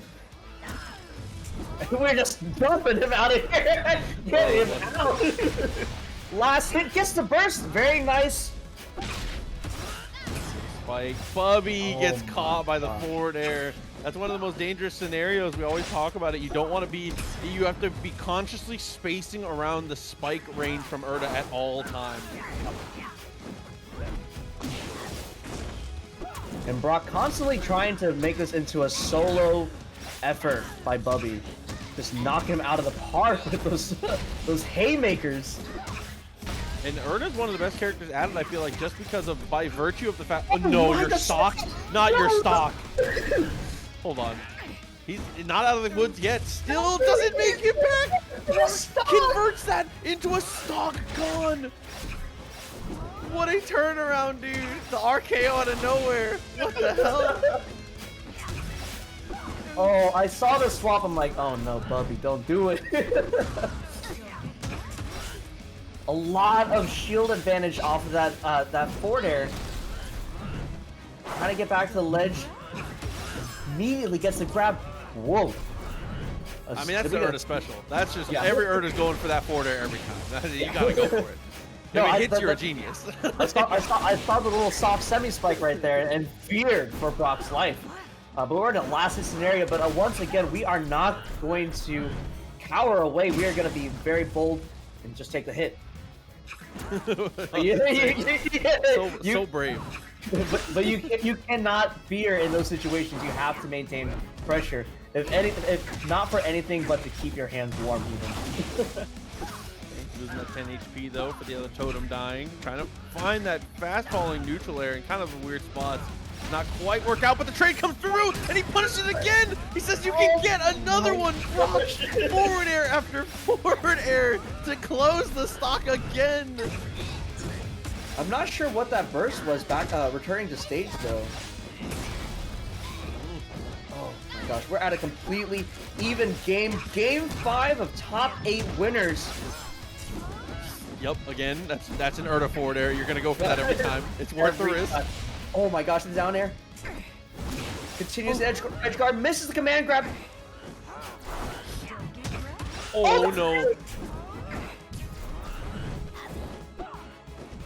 Okay. Down air, just threatening the other totem here. We are just completely... honestly, I think what Brock was looking for was a totem swap. I think he continued hitting the totem in that manner, predicting a swap. That was a scary situation. 86 to 69, dude. HP totals kind of dwindling here. Bubby way off the stage, and Brock is trying to predict the swap here, like you said, but that split decision gets Bubby back on the stage. Oh my gosh, nail-biting action right here. It could be anyone's. Sending him back off stage again. Double kill! I didn't know you could get that against Galu. Oh my god. The kids have been getting the better of it. A lot of it just because the way the kid is able to float and the situations that kid puts you into during edge guarding, Afi and Galu kind of get put on the heels harder than some other characters against the edge guarding of kids. So we'll have to see if Rawin can set up those kind of situations. Yeah, but I mean, Rawin currently at a quite a healthy gap of health right here. We are getting the swap back. We're going to be making the projectiles. Up there, right there. I love that too. One of the nice things about Kid is because the movement speed is so high, you can always be threatening that secondary totem without putting yourself too far out of position. If you threaten the second totem a little too much, you might swap and whoop you up a little bit. Good lord. Oh yeah. But the punish game, pretty nice. 69 to 44 right now. Currently still on the first stock. I don't think anyone's been able to get a really solid hit, but we have been trading quite a bit. Wow, that fireball into the supercharged up attack. Got there first, just kill the momentum once again. Forward air knocks him off the stage, goes for the swap. But again, that is one important note about this matchup here, and about just the character in general. A&G, when you swap, there's a window where if you get hit, you will get forced back into the totem you were swapping from. So be very careful about when you swap. Oh yeah. Got to make sure that your tempo is just a little bit off your opponents, because once they get that read, it's a poor situation for you. Last hit situation for Leviathan. Last situation for both of them. And they're struggling off stage. The swap. Whoa. What a Dragon Ball trade. Well, here we are. 3 stocks apiece. We are you know, new tournament standard, 3 stock games, you know. My god, dude. Absolutely stunned. Both in the last hit situation and both get the touch.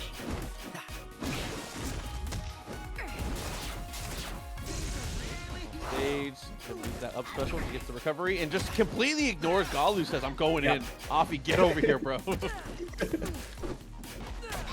Leviathan going for the swap, like, I'll take those hits, baby. Let me DI for you. Oh, we're going on in way deep, Leviathan.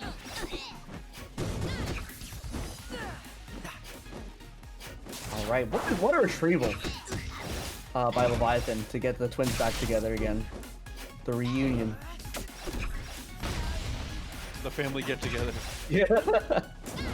I think that was a side attack fake out on the totem to go ahead and make the advance on the true Leviathan. This one shields the wrong direction. Yeah. Really important to note if you haven't explored this game very much. Shielding in this game is directional, like traditional fighting games. So you do have to commit to a side when you're shielding. So those cross-up kind of scenarios will hit you even if you are guarding. It is not a 360 coverage shield like in a lot of platform fighters. Yep. One of the nicest things about the game, I think. Actually. Same thing there. Trying to walk away with the shield. All right, Leviathan currently at last hit, but already has gotten a considerable amount of extra credit. Can we actually get a full stock before we get this last hit out? Jab combo confirmed. Oh, almost gets the back there, but still puts Rawin into a last hit as well. Okay, neutral air. Rawin in the last hit. See if he can make some magic of his own in this last hit scenario. No, absolutely not. And that is a full stock advantage for Leviathan.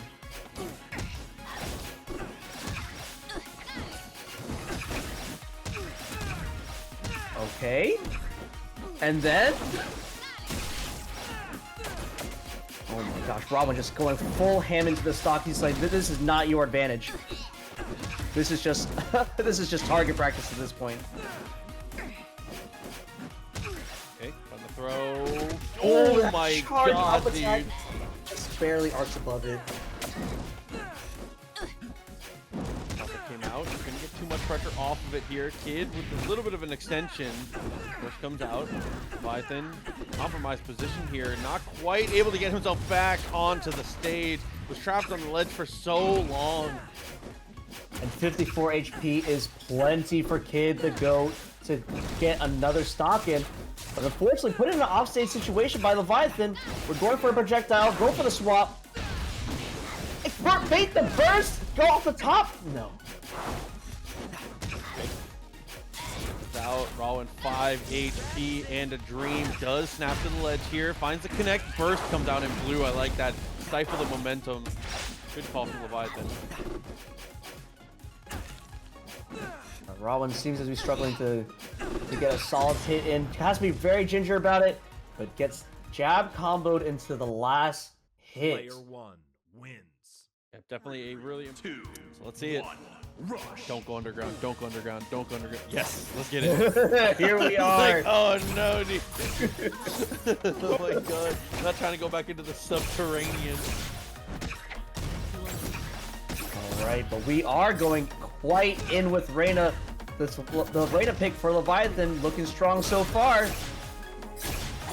Oh, we have combos. We've got daggers. We got teleports.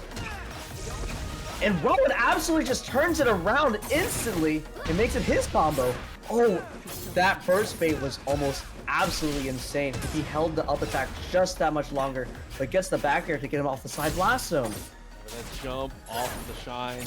Find the back air there. Down tilt does connect. Try to go for the delay. Does connect afterwards, but can't get a full follow-up here. 7 HP remaining. And a Kid at any amount of life is bad for you here. You just can't let this character snowball, and that's just what he's designed to do.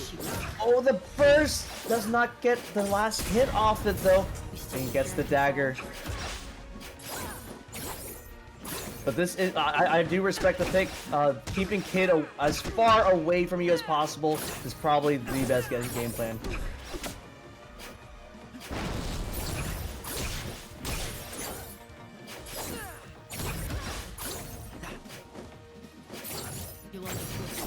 Okay. We're still trying to feel each other out here. This is a new pick in the set. We gotta see what Leviathan is capable of on the Reina. Gets the burst for the survival.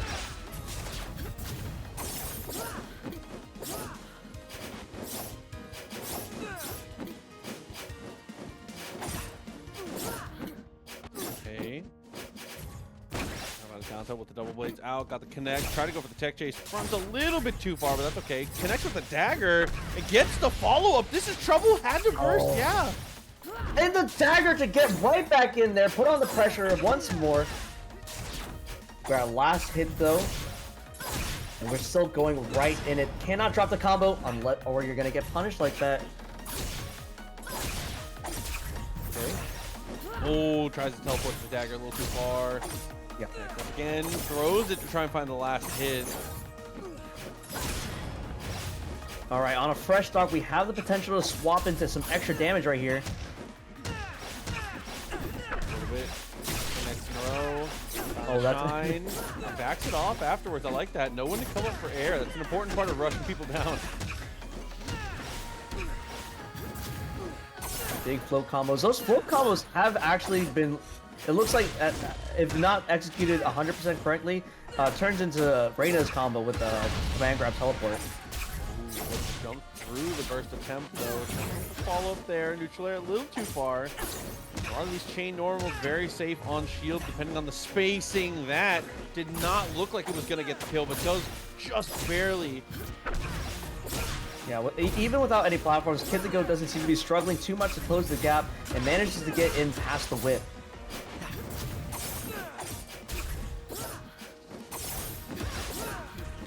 Let's see how much more extra credit Rawin can get on this stock before having to forfeit it.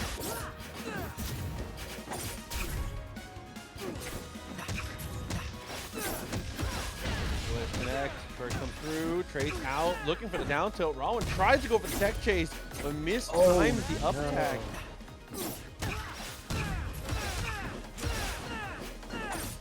Oh my god, these hyper rushes to keep Leviathan off of the ground and cannot get any semblance of proper footing. A 70 HP difference between both players currently. If Leviathan can take this match right here, a 2-0 in the set is a huge struggle for Rawin, just because that momentum is super hard to take back. Okay. Oh, try to go for the career ender once again, looking for the spike, too far. Over, up special just to reposition. What a move! What a movement option to get back into the on the stage too. Oh, and we're back. What a burst! That was it. Okay, far. Hit. Follow up. Even flip actually goes for the ledge cancel off of that one. 25 HP. Leviathan has basically evened it up now, but Rawin still has burst. I do respect Leviathan's patience. Oh, the fireball's gonna combo into itself for the last hit. Player one wins. And that's another one of those things I was talking about where it comes to like using moves that are going to cover options and still be a good win condition while also threatening breaking into last hit and finishing at the same time there. That flamethrower, an incredible projectile for that exact scenario. Because on stage, a lot of the times it feels a little underwhelming in certain situations, but for situations like that, like off the ledge, man, active hitboxes like that are so hard to get around. Yes. But the Reina pick absolutely was not a bad pick. That worked really well. It seemed that Rawin did have the adaptation to maneuver around that whip to get in there, and the punish game was always, as always, immense. Kid the Goat has insane full combos. We're gonna go back to Sovereign Peak. So, I think really the only problem with the Reina might have just been the map here. Having this room to roam, having no platforms for Kid to be able to get some aerial superiority to get around some of the stuff that Reina wants to go for. Even like the pick so far, I really like this from Leviathan, but Rawin, again, continuing to look so consistent. Yeah. I mean, like, like if it's on the air or on the ground, Kid the Goat can just make a very horizontal trajectory for you. So like, it doesn't matter where you are, you're gonna get comboed. He doesn't need platforms to continue those combos. He makes his own.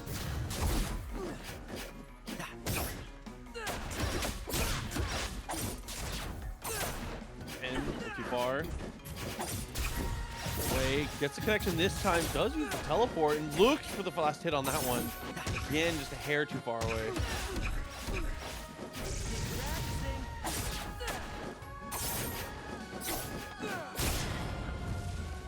Oh my god, dude. The Blade's neutral air. Barely connecting on that back hitbox.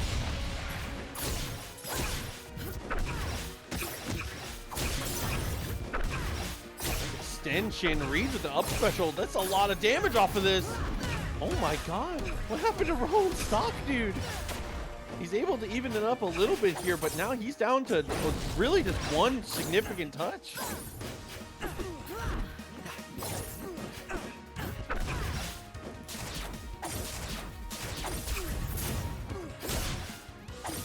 Oh, Leviathan actually has a full lead in this match right now.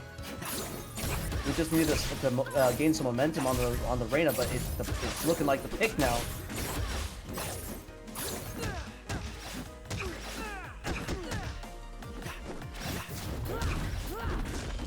Connect. Yep, nice dive kick to get in there, but Rawin converts it right back into his own combo.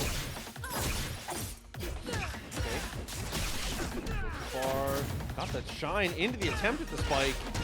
I think what we might be seeing in the inconsistency of the combos is a little bit too much charge on the aerials, and so we're trying to cash out that extra HP, but we're not getting the full combo. And gets the burst out of him there. That's a good situation. Connect there. Speaking of charge normals there, the charge neutral air. Grapples to the wall and tries to make it fully back, but gets obliterated for his troubles. Yeah, what a quick get up off the ledge to get that up attack, but instantly Leviathan cleans it right back up. Still a full stock advantage.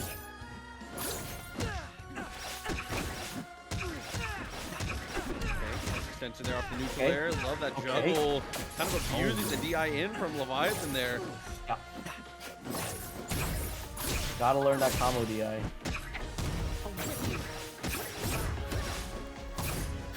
Okay.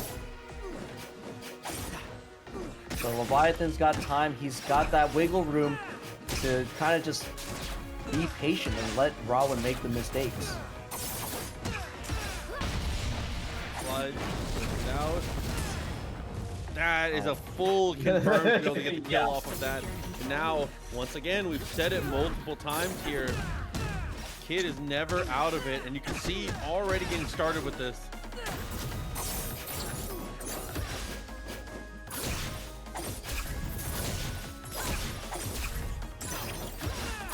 Oh my god, 18 HP though. It's not looking good for Rawin right now. 3 HP, no burst, gets the last hit. Yeah, the burst from that position.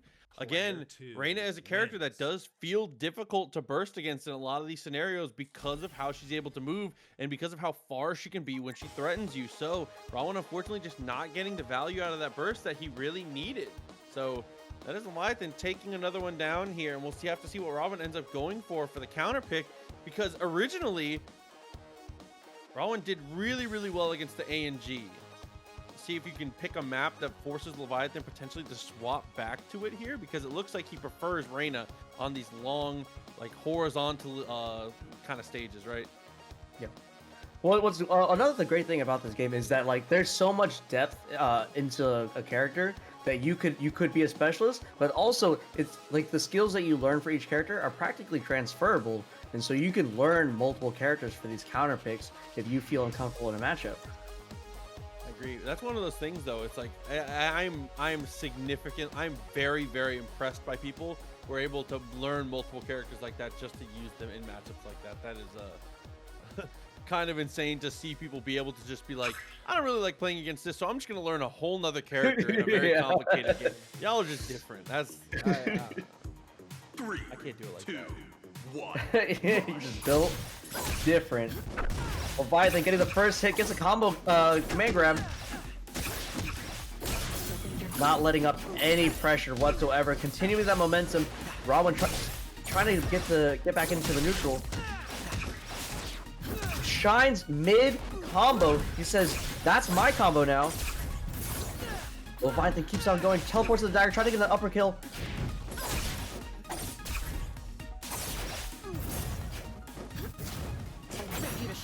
So tricky with those teleports. It's hugely evasive.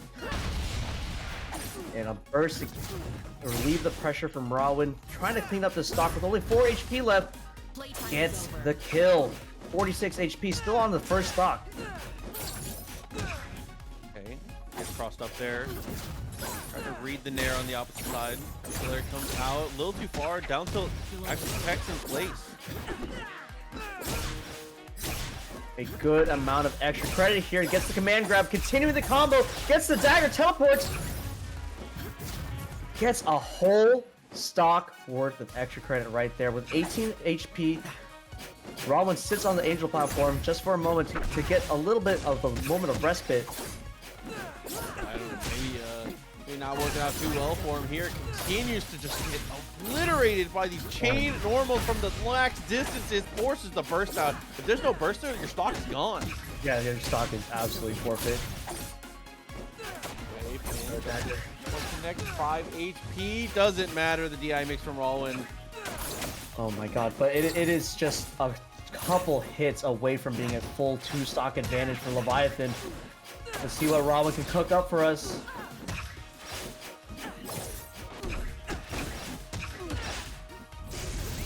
Send him off stage, trying to get him out of there. Last hit, can we see a dagger kill? Okay. Oh, Rawin just barely misses the float over to forward air.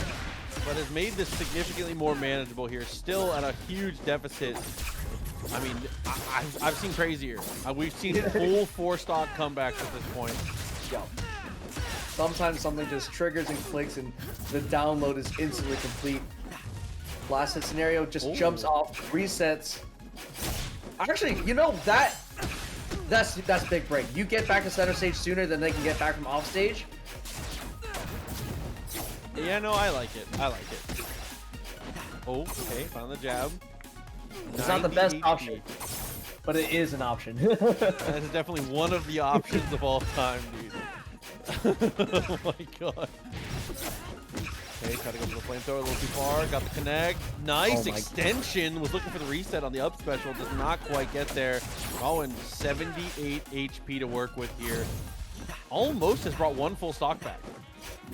Yeah, this is definitely has the potential to even out once more to get into a 1-to-1 last stock situation. But currently, Leviathan is just 60 HP away from set point. Oh, Okay. gets it down tilt. Burst out of it into the red, and we're not going to get to see any more of it. Leviathan is going to send him to the heavens. It's going to be 3-1. My god, dude. All right, let's go. Thank you, the viewer. But I mean, this has been the standout thing so far from Pugsy. Bro, his combo game with Seth feels unmatched. I have not seen a Seth be able to convert mileage like this. At least not many other ones that we've seen in tournaments recently. Yeah, and definitely against Urdah, it's that much easier with the double parry on the Nair. But we still have the momentum. Only 30 HP on his first stock, Brock. Oh, that down air almost got the finish. Close one. Neutral special to get back on the stage. Feints, rushes, feints again, gets back to the ledge.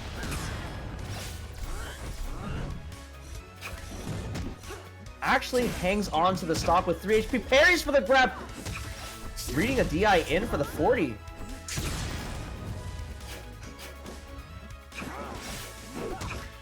This game was looking a very Pugsy favorite at the very beginning, but Brock is still in it. Very even game right now. Actually, in Brock's favor currently. Okay. Charging up a huge guff. Nice parry though. Finds the forward throw. Neutral air just stall a little bit. Great burst. Brock is just a melon though. He's got these parries on lock. Neutral special to get him back on stage. Really unfortunate position. Gets the spike.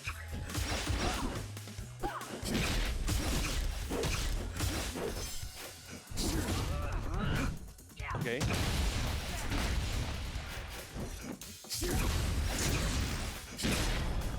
And the back air to clean up that stock.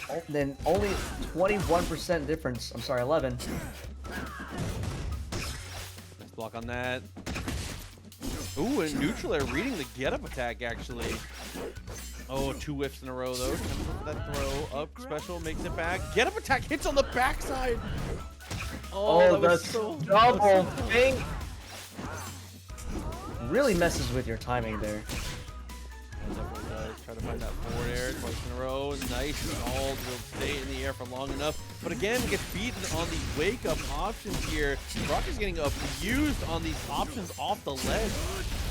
But I gotta say, Brock's recovery options, absolutely insane. Exploitable recovery, who? He's super slippery off stage. Oh my god! God, dude! Not the Superman punch from the dude from the deep. From the deep. Dude, he was charging that dump since yesterday. Oh, we're a full off stage red burst. Okay, he has neutralized the burst completely, removing another factor away from Urdah's game plan here.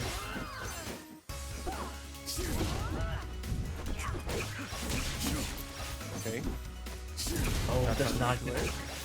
Oh. He is used to Seth up air. Able to get the spike though. Knew the turnaround was coming. Back air connects to the fully charged one. Doesn't get too much else. What a recovery from Pugsy. Last hit scenario, dodges the beam. Oh my god! He tried to stick the jab out. Oh my god, dude. Pugsy on the get up makes forces on his shield. The tech comes out and he sticks out the jab, and even a jab. That's one of the nicest things about this game is even a jab is a commitment. Whiffing in this game can be a death sentence depending on your character, man. The shield grab kill. Fight with purpose is what you have to do in this game. You cannot get caught just whiffing out. Yep, absolutely. What a match, though. That was game one. I'm tired. Watching that was absolutely insane. Huge momentum shifts back and forth. Just waves of power crashing upon each other. I just wasn't ready. But here we go. Into the Forbidden Shrine for the next one. Characters expected to stay the same.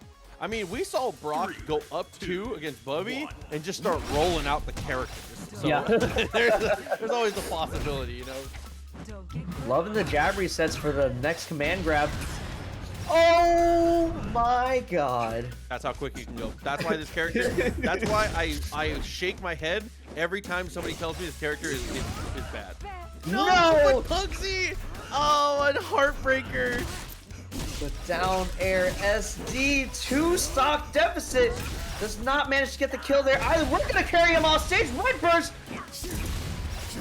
Burst for burst. As an Urdah player, again, you always love to see it. Yep. Oh, Oh my gosh. nice off-stage game working out pretty well. Doesn't get the wall jump though. Maybe it already used it. Brock unfortunately ran out of resources to make it back there.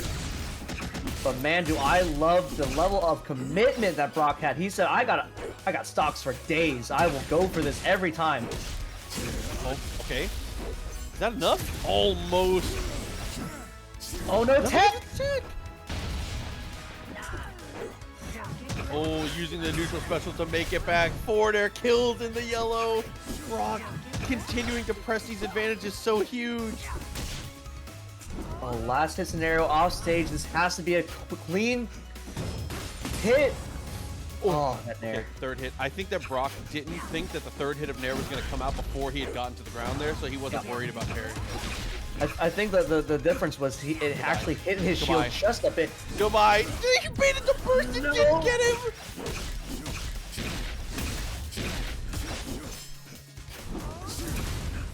No, dude. Nice tap. And a parry. Boards. Oh. Oh, okay. No, he was feeling it. He overheated there. That's what we call in FPS. We call that overheating. And you're like, I'm feeling it. Let's go. Oh, Pugsy has been just biding his time, saving his hand strength for all these combos. Okay. Okay, a little too far. Didn't we say earlier that there was a full 2-stock advantage?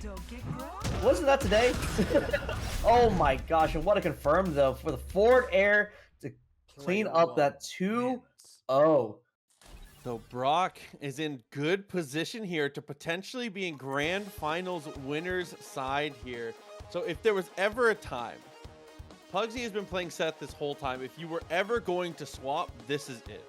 If Pugsy doesn't swap here, he's never gonna swap. He's guaranteed. He wouldn't be able. He's guaranteed top 3 at this point. So at this stage of the game here, Pugsy is gonna stick it out. I would say. Brock, man, all these games are like manageable too. I mean, obviously an SD back and forth, an eye for an eye kind of situation happening in that game, but these are all really, really manageable games on both sides here. And yeah, it's going to be Seth versus Urdah to finish it off here, potentially the final game of Winners Finals. Yeah, Brock has built quite the crystalline mountain against Pugsy with a 2-0 advantage in the set. You have to win 3 matches in a row to get back in it to get into grand finals. A clean 15 for that. Good lord. Yeah. He's gonna make it back though. Oh my triple parry, but does not get the punish, unfortunately. Almost that TNS moment 37, dude. trying to parry everything. Just parrying Pugsy Wong out here. He tried to feint the forward smash. If he had just let it rock, that might have just killed him. Instead, he's gonna lose his life off of that one. Brock getting pretty behind on this one so far, but it doesn't matter. Stocks can be even out that quickly. Pugsy, you are out of position, my guy. He's Pugsy's gaming. He's gaming way super up. Well, I could see a lot of the momentum that he was building up at the end of game 2. Conserved for this one. Uh-oh. Nice. Up special just barely gets him out of trouble, but still gets thrown. Oh my gosh, the double dunk! These games are going both ends so quickly. Oh, I love the idea with the neutral air so fast. Does not get the up special at the end of that combo, but Swick keep on going. Burst out, and it's not enough. Pugsy is on the trail. Oh, doesn't go to the ledge, fakes it. Gotta be careful about how you approach. That just barely connected. Oh my god.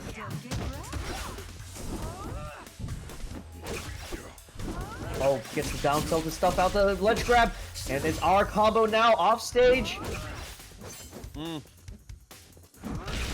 Never. Okay. Spacing on that. Oh my god, he barely connects.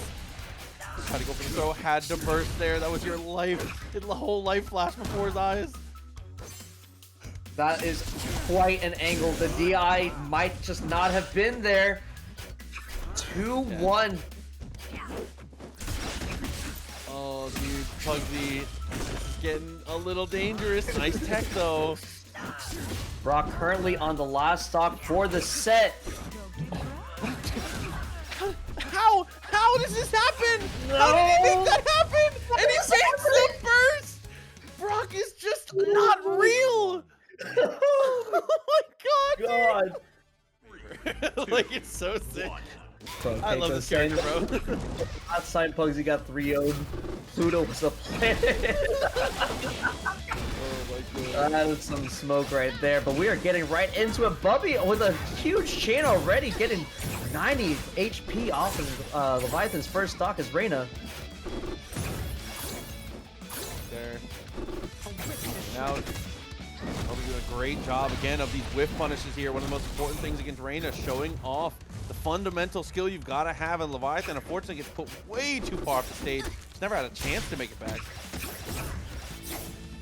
Yeah, I think Reina definitely excels in like solo battles, but against Akoi and Galu, I'm not sure if she can keep up with the swaps.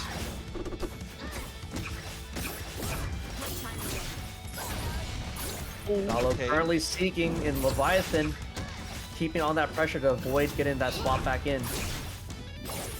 Straight up though, that's on the air afterwards. Forward air whiffs. Whiff punish here, dude. Bubby's saying like, I don't really need both characters. Aki's fine. This is good. Oh, but instead is gonna lose the stock out off the juggle. Nice and simple from Leviathan. Oh, what in the world? What a turnaround! What? What? Avi and Galu, another set of characters that has like exploitable recovery, but he manages to do the tricky.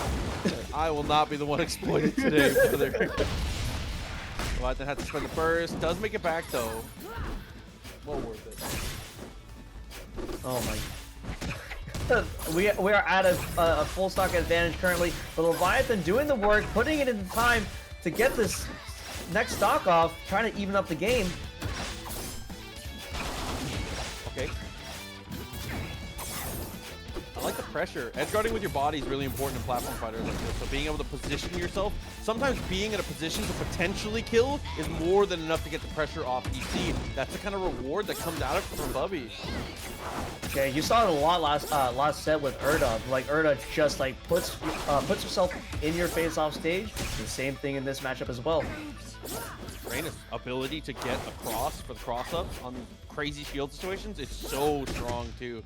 He's just been so consistent with being able to go with the cross-up in there. It's gonna be Offie again, trying to go deep, is not gonna be able to get too much out of it, and is gonna get sent to the Shadow Realm. Very clean and precise spike from Leviathan.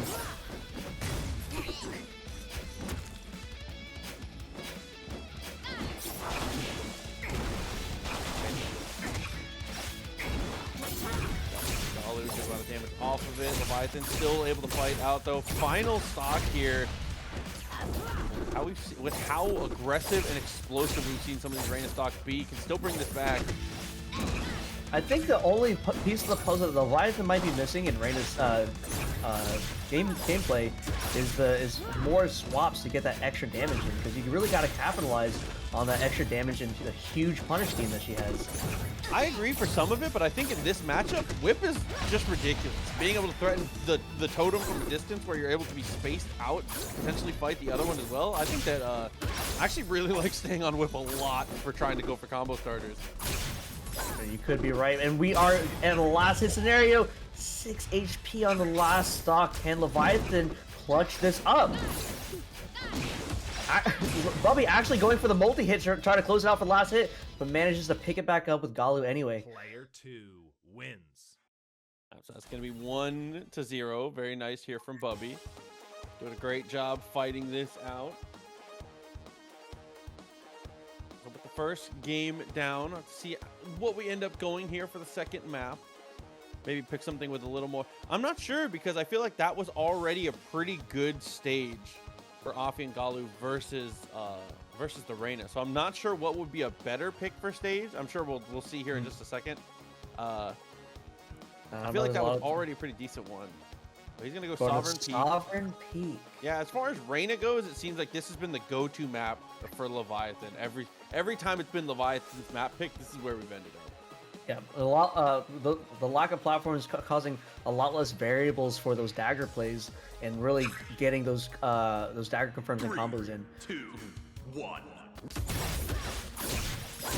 Instantly opens it up with a down tilt, get the combo, bringing him down to a 94-82.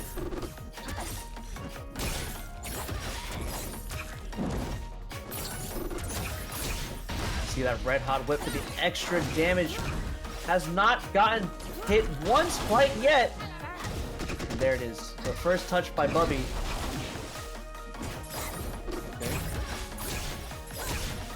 Connect, keep the damage rolling. Couldn't quite get there to get the follow-up though. Knife goes way off. The whip movement is insane though. Dude, the character's mobility and the way that they flow, just moving around with this character feels so good. Yeah. And like Reina just said, playtime is over. Leviathan, a whole new beast in this game alone, really putting on the pressure. Racking up this extra credit. Teacher's pet out here. Gets the burst out of Galu. Okay. Oh. The teleport there. Try to go for the down air. A little too far for the second time. What oh my god, the toss of the totem! The swap comes through! He said, handle my light work! But 100 HP is nothing to sniff at.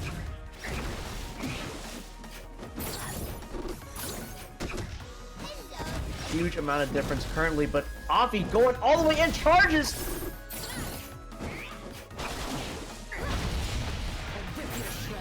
Huge burst to get that momentum back. Trying to snipe with the whip there. Okay. Alright, we forced Galu off stage. Trying to find that cross up twice in a row there. Dashes over. Pushed away again. Okay, smooth movement and does find it again with the knife. The double kill pop up, dude. 3 stocks to 2. 52 HP, still looking really strong here. Yeah, for sure. Leviathan has had a foothold on advantage for so long in this match right here. If he can carry this momentum throughout the set, it's looking very good for Leviathan.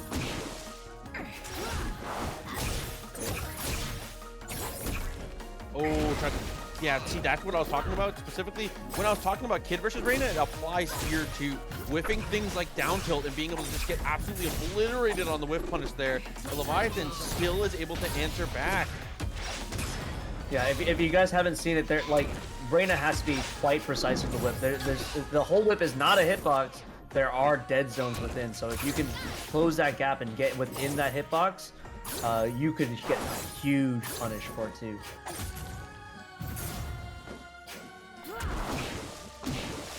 Whiff punish there.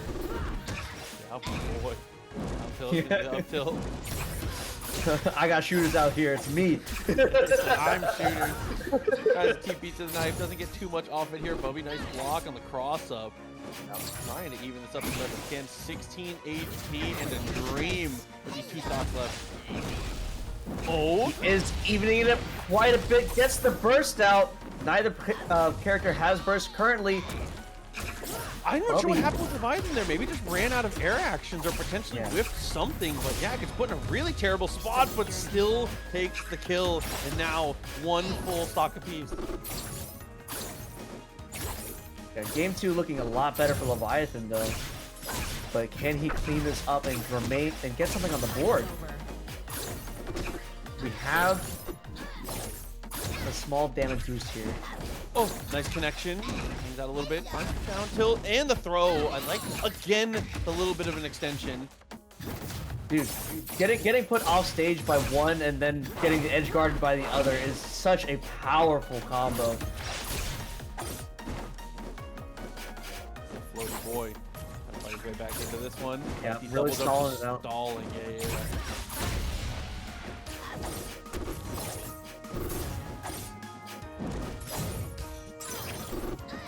Oh, actually had the read on the approach, but just barely misses the up attack. The idea there, walking around with the shield. There's a fear reverse. The knife, got the connection. Is it enough to kill? Off the knife. Oh, it's not enough. Hit! He gets away. Oh! Can we get on the board with just one more hit? You cannot give him anything. Oh, he got the there's the throw, dude. Oh my god. 77 final hits. Leviathan finally takes it. Was it mind games or just BM? I can't tell. Probably, I mean, like, I feel like it's a healthy combination of both, right? Being able to do a good job, you know, throw the knife. He said, I'm going to crash your PC. My new plan. Oh my god. That's funny. I love that. What an interaction. Just to have that last hit animation come up time and time again. The one. No, go ahead.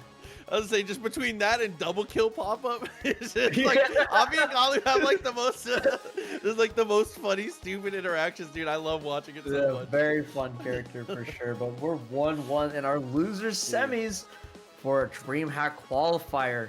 Yes, and this is currently, I believe, the only player here. I think that Pugsy already has an invite, and I think that everyone else is fighting it out for the spot here. So I think that the only person here that does not win an invite for winning is Pugsy. I believe. Stream chat, you guys can correct me. I know that you all will know. But, so once if Pugsy wins losers finals, I think if Pugsy wins, second place gets it, because I think that Pugsy's already invited. But again, you guys can clarify that for me for sure. Well, no, because Brock is already in grand finals. So if Pugsy wins losers finals, then Brock is automatically in. Yeah. But if Pugsy loses, then it's a toss up right there. I believe so. Bubby and Leviathan both fighting it out, trying to stake their claim on this one. Get their opportunity to go up against Pugsy to fight for this qualifier. Okay. Nice connection. Love the attack or tilt there. Tries to teleport afterwards. Not too much to follow up. But still, honestly, when I watch Bubby play, I think that offie's the problem, dude. His offie is so good. The fast followers, the way that their his normals work a little more, and the way that he kind of controls, it just feels so natural watching Bubby pilot this totem in particular. Yeah, and Leviathan gets the burst out and uses his own burst as well. Currently, both players are burstless. We're in the combo. We got the teleport. Does not get that last hit. We're at 9 HP. Oh, okay, and I love that. Goes for the hyper hop up, and unfortunately puts himself in a spot where he recognizes he had missed space by just a hair and uses that rush at the last second to reposition. Absolutely, but he needs to clean up the stock right here. Now gets the throw combo. Nice confirmed, just like you were saying, at those last hits, near last hit scenarios, you've got to do something light hitting and consistent. Down throw into a combo in red. That's crazy. This character got some stuff, bro. I'm with my character. Your character has everything. Yeah, my character kills in red, sorry. Goes for the up tilt, back away a little bit, gets the down tilt, and a nice follow-up into the swap, so he's able to generate a little more steam and continue to press a lot of damage onto this. So we can see the Leviathan swap gauge is currently online. We could get a little bit more of a damage boost and get back to the whip even for a more advantageous state in this matchup. And here we are back to the whip.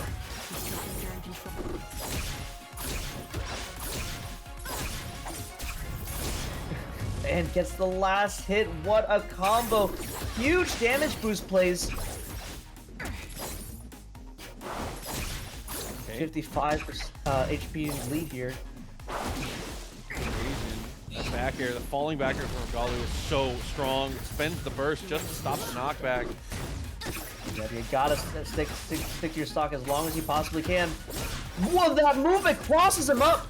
Where? Oh my gosh. You know, the totem is another factor that he's got to consider. He's gonna be blocking those daggers. Well, with only 14 HP on Leviathan's second stock, he's still racking up this extra credit like crazy. Playtime is over. Okay. Now, putting himself in a good spot here. 2 stocks apiece.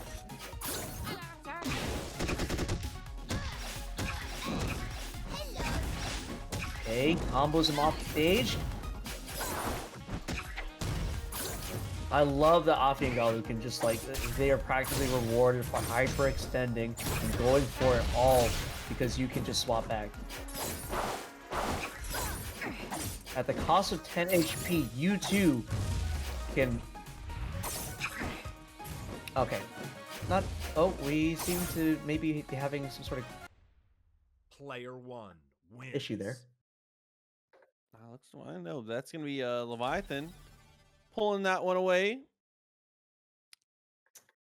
So I suppose that's 2-1? Yeah, looks like it. So that's going to be 2-1, maybe a desync. We had a desync. So let's see what that means for us here. Again, as we always say when it comes to desyncs and things like that, whenever we know what is going on, we will let you all know for sure. But for now, we just have to see what they're going to have it happen. Maybe it was just us desyncing, so there might not have been a problem for the players here. So again, as soon as the tournament admins let us know, we will let you guys know. It looks like they are the update. So, man, see, I got pinged by admins, and I went and clicked it, and it was about something else. Man, I hate when I get pump faked like that. They're killing me, bro. They're just killing me. But desyncs regardless, I mean, this game is still in open beta, so there are still many more patches to come before the full release. And as this is an open beta, this is a super polished game, very fun, and just super addicting. Yeah, that is definitely one of the craziest things to me is having played it. It is by a huge margin the most I guess I feel like I was trying to pick a word that wasn't polished, but that's honestly the best word. It is ridiculously well polished and well executed for where it's at in development. So if this is any signs for where it's at now and how it's gonna be later, like, no way, dude. It's just too good.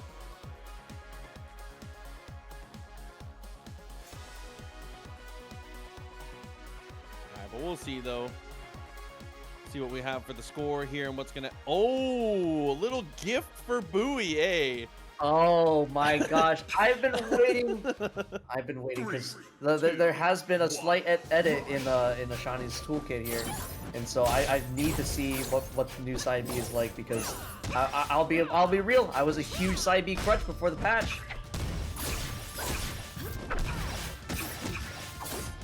Okay. First hit, didn't get too much else off it here. Able to avoid the knife. Unquite shielded out though.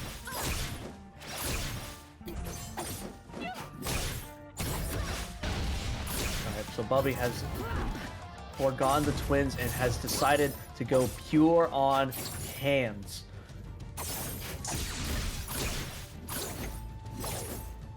We're at a last hit scenario currently and gets it full stock advantage right here.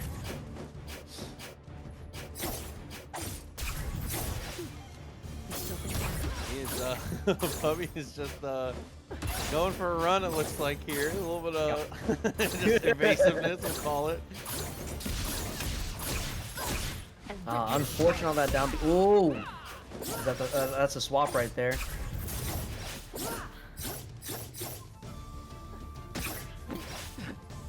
Okay, found a jab, not too much else afterwards. Goes for the parry, does get the reflect, doesn't get too much off it though, and just kind of reset himself a little bit. Yeah, definitely looked like a good opportunity right there to get to reflect that dagger and get a confirm of his own on it.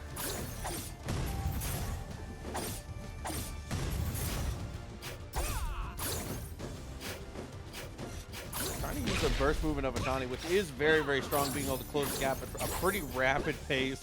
We'll try and get these whip punishes in certain situations here, but Bubby's going to, again, keep it chill. Not willing to really overextend or risk anything and being exceptionally patient. Honestly, overly patient. Trying to jump that's some weird shield stuff, dude. 2 stocks down. We're continuing off stage currently. Get his burst, get some more resources back in, and we're just gonna. Looks like that. It's gonna be the end. It looks like here. Yep. Bubby's gonna go down. Leviathan is going to take it 3-1.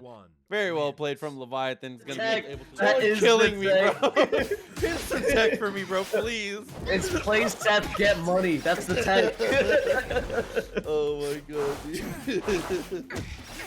Well, let's get into the match, though, dude. All right, we're once again seeing the Pugsy Seth, and we are finally getting a touch here. Leviathan already putting a little extra work in there.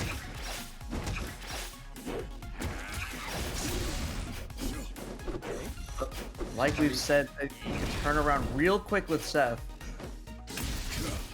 Okay, using that side special. Gets himself back on the ledge. Trying to go for the fastball in there. Forward attack a little too far, but it does get the tech on the platform, actually. That was sick.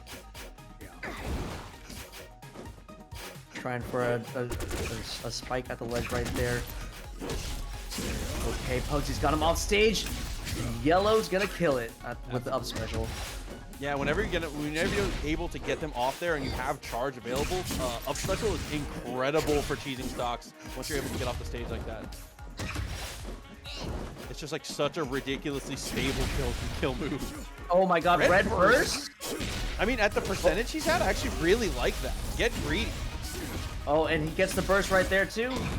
So for red burst, he got all that damage and then the burst. But unfortunately, loses stock, but he only had 5 HP left. So risk reward, I'd take it.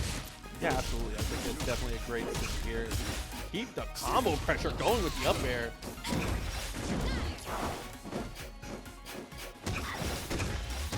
Alright, 8 HP left, but we are still rocking the combo, swapping back and forth, building up that steam. Yeah, hey, he says. Threatening, dude, that up special got so much real estate into the side special, empowered. Combo straight into the up air. I really like that string a lot, working out beautifully. But Pugsy's still in a great position in this first match to take it. Okay. Let's Gets a survival burst. Okay, nice. Quick little get up attack to get some get back some stage control. And we are just going ham with the up airs and back airs. One more card. One more power special in the pocket here. And he EXs the ground and does not get anything for it. He's currently last hit, but he will not hesitate. Okay, neutral air connects again. Tries to go for the super jump, does not get there. Down air attempt from Leviathan. Greedy does end up getting the kill though. I love last hit situations because sometimes it's just like call an ambulance, but not for me. 11 HP. All we have to do is maybe see a small little grab confirm, couple jabs, anything before you lose this stock. It's returned to an even game. Yeah, a couple of huge trades in a row, getting out of control for sure. The up air connects and does get the kill. Leviathan down to the final stock for Pugsy. Again, 10 HP left on this one here. No charges in the stock. First comes through, 2 HP now. Good read on the swap there to get out of that situation. All right, so only a 47 HP difference here. Oh my god, what a start. The gap closes. Leviathan could still take this despite being at a disadvantage for a majority of the game. In the indecision, couldn't pick a totem to fight. Did he want to go for the active or did he want to blow up the one that was deactivated there? That was tough. It ends up losing out on a lot of HP for the indecision.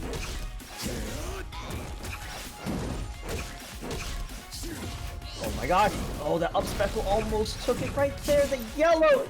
He's putting on so much pressure on that shield. What a parry. What a parry. Got his 4 is lava, 4 is electricity. Okay, jab connects barely. Jab 2. 21 HP. Oh my god, it's really, truly down to the wire right now. Oh my god, dude, ships in the night a couple times in a row. He drops the combo. Pugsy. Not a solid combo. No, wait. Oh, No. a heartbreaker, dude. Did he just he fast fell a little farther than he thought? Maybe he thought he could snap ledge from that distance? Is potentially what was happening there? I cannot say for sure. Just all I know is that is a very unlucky stock for Pugsy to lose right there. It was so close and down to the wire. Yeah. Could have gone any way possible, but unfortunate. That's the best summary of that kind of situation. Unlucky, but we take those. Like, Every time. That's how it Every be, time, dude. baby. That's how it is. Man, I'm like, that's literally me being like, man, that sucks. That's like I finding banned 20 bucks on the Combat ground. Lab. Like, Like, man's like, man, I feel bad for whoever lost his 20, but I found it. We take Pugsy those is gonna every time. Pugsy's gonna keep rocking the Seth though. He's going to keep it going. Leviathan gonna stay on the ANG. Oh, Hyper Rush, super clean approach with the Nair. And like I said before, the heat-seeking missile is having a little trouble controlling the chaos and finding our true target. But no matter, we persevere. We are racking up this damage right now. Pugsy much better in this one, but I mean, we've seen some of these leads crumble to Leviathan. Yeah. The swap, but he gets sniped out of it by the down special. What a call out from Pugsy. All right, you want to swap? All right, your boy's off stage. What you gonna do about it now? I gotta let him go. Oh my, or just, you know. I thought, oh, he's waiting for that swap so hard. But we've seen Leviathan's solo as well, so not an entirely bad situation for him to be in.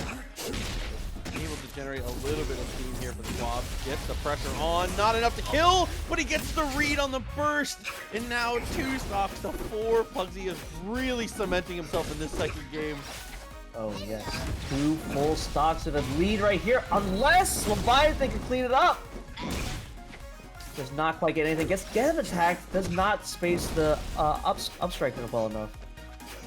Okay. Dashes up, goes for rush backwards. Down tilt gets the kill off of it. Very nice. All right, the gap decreases just that much. We're gonna have to see something pretty good here. But it ain't much. It ain't much. Back air, trying to go for the carry over. Leviathan almost had to spend burst to make it back in kind of that weird situation here. Has to go for the swap for Offie, so he's gonna lose some stage pressure. But Pugsy has to spend his burst in the same scenario. Oh, you can see the inner machinations of his mind as he's trying to figure out which totem to attack. Okay. Alright, double up air. Baits the burst. Very intentional burst bait there, dude. And Leviathan, one of my favorite things to see is when people die in ways like that. You can see Leviathan. One of the nicest things is being able to see people's controls. Leviathan is mashing down. Get me off this platform. I want to fight. Please get me off this platform.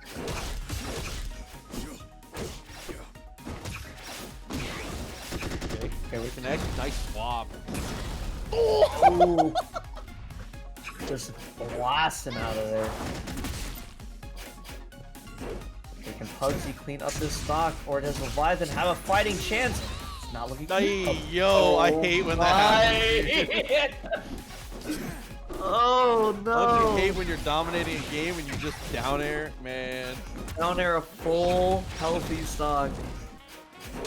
Leviathan could just take this 2-0 once more. Yep. Oh, I like the burst timing there, right when you get the yellow. Leviathan only with 42 HP, but still burst online. Not in a doable situation. I love that super delayed burst. That's been like the meta in Guilty Gear recently. I like that a lot, that it's kind of coming to Rushdown here first way late. Oh, wait! Okay, oh my god. Player one wins. We are 1-1 in losers finals of our top 8 this TNS. I love multi-hit situations like that so much, dude. It just oh my god. That's tough. It's not over until the screen says game over, so oh my god, dude. So, is that 1-1? I feel like I've been here for an eternity in this set, dude. I feel like Pugsy versus Leviathan has been happening my whole life. This feels like the longest volley of all time, of just going back and forth in damage and stocks, and now even in set count, because Leviathan got one and Pugsy got one. Pugsy up the server. Can Leviathan get game 3 here? Oh my god, dude. But again, just waiting on the counter picks here, see what we end up going, see where we head out. I say there's a lot, definitely a lot to unpack when it comes to these two playing it out. And I know that that's been the thing that the chat has been talking about the most, is like, is he swapping? Is Pugsy gonna swap? Dude, I think that it's gonna be all Seth no matter what. I don't think there's a world where Pugsy swaps. It's more, I think, about just where they want to end up in terms of characters here. Because if we end up on another one of those maps that have a very long horizontal situation, we might put ourselves into a spot where we get to see the Reina again. Because if you end up somewhere like the any of the very wide horizontal stages, plenty of room for her to roam. That chain formation kind of dominant. Yeah, those whip snaps moving around the stage, incredibly powerful for Reina. Gives her a lot of opportunity. Pikeman said, "I will ascend." You have to believe, dude. Oh my god, I appreciate that. I appreciate at this point, I think I'm keen to say Pikeman might be lying to me. I think I don't think he's ever seen the Raymer. This is like people claiming they've seen Bigfoot. I just want to say again, though, a huge shout out to everybody who has been involved, I don't know, just Sovereign Peak, it's Reina time.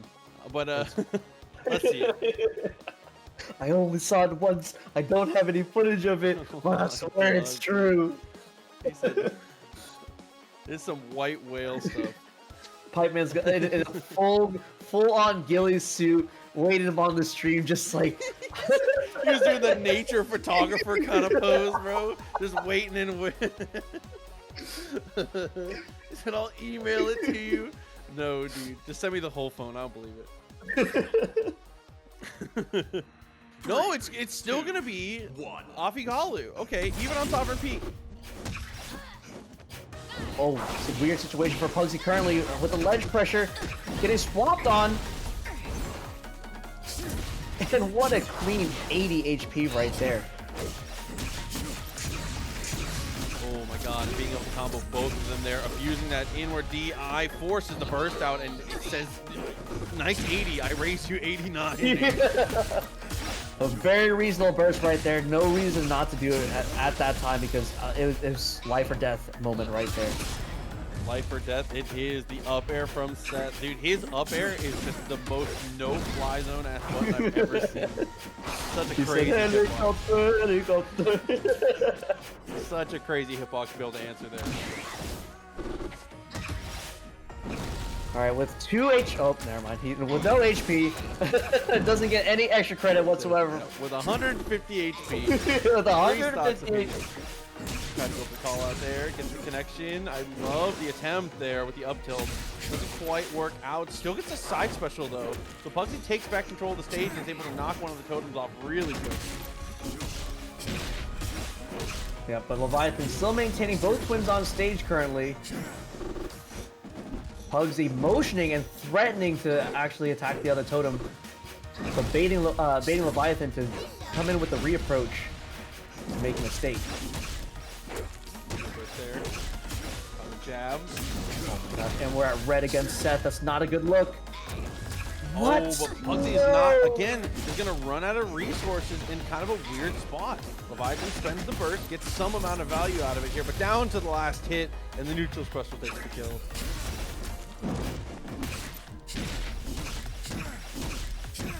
I'm about to start Battle calling TV, where we take those number 3. I respect that. Where the count is on. It's getting to a point I'm going to start calling these Pugsy stocks. No, dude. We not like this. Got the throw. Go for the swap. Oh, the burst is pretty... I don't even think you meant to bait it there. Just naturally baited by the spacing of the up tilt. Whoa, what a handoff! Oh, unfortunate. We got a little bit of work to make up here, but only 48 HP. As long as he gets out of this combo soon enough, right here, he has the opportunity to even it up. No, he misses the up special. Oh, but what a call out! Neutral special, all the way up to stage, last hit. Manages to save both still on last hit. Uh-oh. Double dump. No, he gets the ledge. All this extra damage. He's been on last hit this whole time. Oh, what a parry. Oh,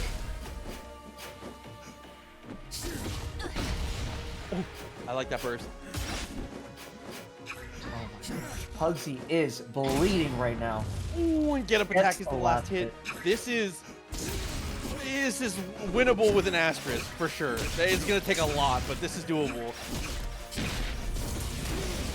Whoa. Dude, he's at 62. He's at 62. He's got no burst now. He's at 31 HP, yellow bar. Nightmare here for Leviathan, dude. The pressure is on right now. The totem dies 21, even game. Attempts for the cross-up, doesn't quite get it. At a single HP, gets the multi-hit for the kill. Oh my god, dude. The down air saves the day. That was almost the sickest that would have been one of the sickest comebacks we've had in a TNS bracket.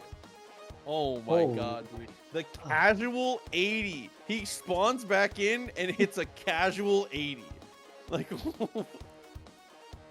man. Oh, Lord. Pugsy played out of his mind.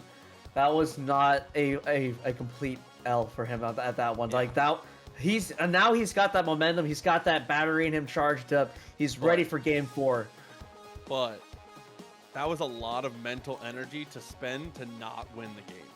That was like fair. Decision fatigue in games this fast is a very real factor, that was a lot of energy to put into a loss. So we'll see if he's still got the capacity to keep it rolling. That is like, it's tough in these brackets, especially these long brackets, dude.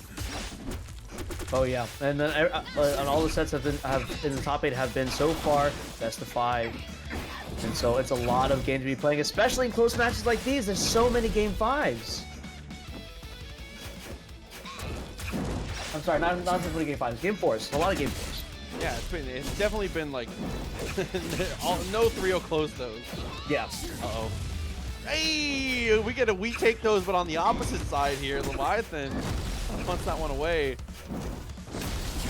All right, but Leviathan in a position to take it right back. 45 in the yellow bar. Okay, that was a sick cross-up. Data FGC with the raid, dude. Yeah. Shout out to the homies at Data FGC, one of the hypest streaming companies in the business. Everybody who's joining, shout out to you guys. Welcome to Losers Finals of Rushdown Revolt here. If you guys haven't seen this game before, it is one of the sickest platform fighters on the market. It is currently free on Steam. We are having a great time here. Two of the highest level players duking it out here with a DreamHack Atlanta qualifying spot on the line. So you guys are just in time for some ridiculous action, guys. Again, huge shout out to Data FGC. I love you guys. Huge homie moment. Someone put on some ska for me real quick. I know the. Yeah, of course. Hey, shout out to the homies though. Seriously, Data FGC, one of the coolest companies, man. Oh my gosh! But Pugsy at an advantage in this game, trying to keep this game 4 very close and going into game 5, hopefully. Down, very well played. Ooh, tries to go for the hyper hop. Looking for something really cheesy. I like the idea. He went for a hyper hop nair ledge cancel. Okay. Up special once. No burst. Try to find it again. Double side special does not work out. Finds the neutral air again though. Pugsy is like a million for a million on like approaching neutral air. Last hit scenario, we could get a stock right here.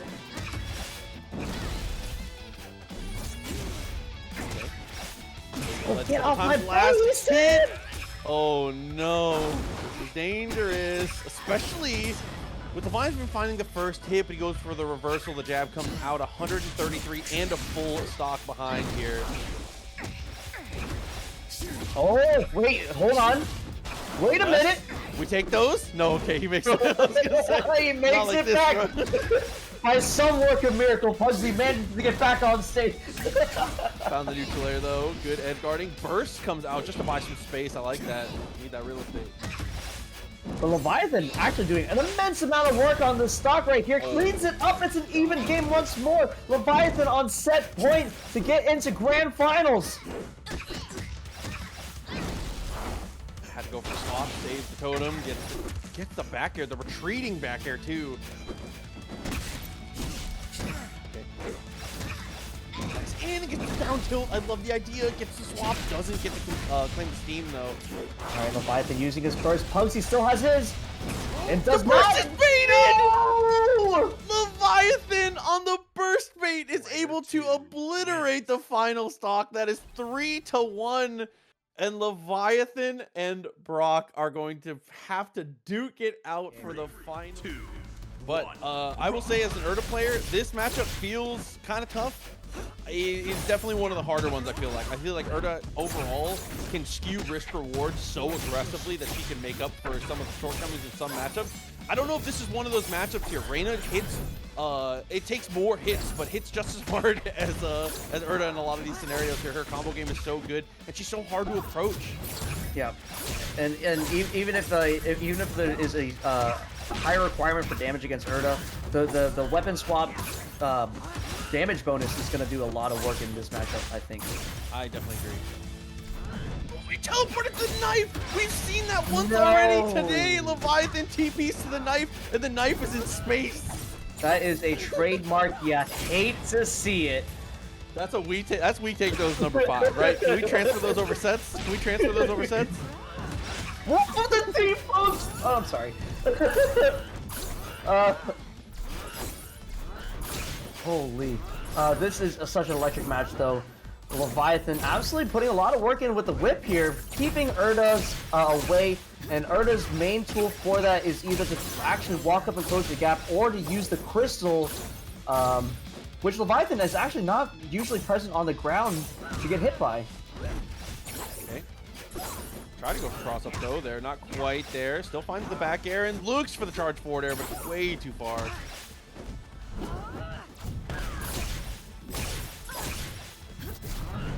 All right, game's still quite even. I would say that Brock is at a slight advantage because instantly could have just gotten the kill right there. Nice burst by Leviathan though. On the down tilt. Trying to go for the whiff there. Wait for the air tech. I love the idea. The knife doesn't quite kill. Last hit scenario still gets the throw, throws him off the side, blasts him. We're still earning extra credit. The dagger comes out. Oh my god, dude. The breaking news. Instead of trying to go for the combo on the stage as well, just tries to go for the edge guard there. I actually like that decision a lot. Yeah, actually, if Brock had recognized that within that whip is a dead zone, instead of whipping that parry, could have actually capitalized on a huge amount of damage. You have to remember that Reina has huge dead zones and a lot of frame data behind those whips. Oh, but there is the follow-up once again. Gets a little bit extra damage there. Couldn't quite get the full follow-up though, so still alive. Just a little missed space, but a good idea. Huge duck, gets the burst out. Every time forward air hits. Life Every time a forward air hits, another Urdah player is born. Oh, the double jump! Can we still make it? We got the tech. Yeah, the burst to stop your momentum. Gets the crystal. Tried to go fully charged up air. It's not quite there. I think it's astonishing Brock actually made it back from there.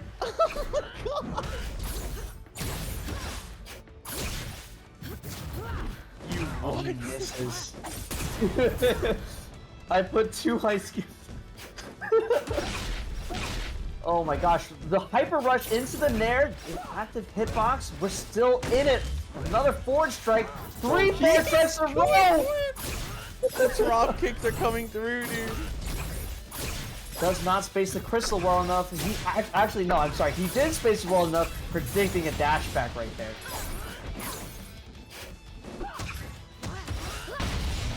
Nice burst, yeah. That was your life. that was a necessary burst by far. Didn't get too much off of it though. That's one of the hard things about this match too, is that when Urdah gets a parry, a lot of the times you just get a better position. You don't get the killer for it. A lot of other characters, Urdah parries it and it's like, okay, up tilt, party time. But like, you get parries against this character and your reward is closing the gap a little bit, which is nice. But like, yeah, man, dude, it's really hard to get to her as Urdah, dude. For sure, but that is the first W coming from the loser's side on Leviathan. This is Grand Finals. Man, I'm so excited to see this. Seeing Brock play is so incredible. The amount of like clean parries and the punishes that result from the parries and the feints from the SSP. It's awakening. It's awakening. Another Urdah player in myself. He said all of a sudden, you said, you changed my side B. Maybe I'm an Urdah player. Maybe I'm an Urdah player now. He said, bring back a Shawnee side B. Roll back one patch. Man, you don't want me on Urdah. Bring me back my side special, or there's gonna be some problems. Oh my god, dude.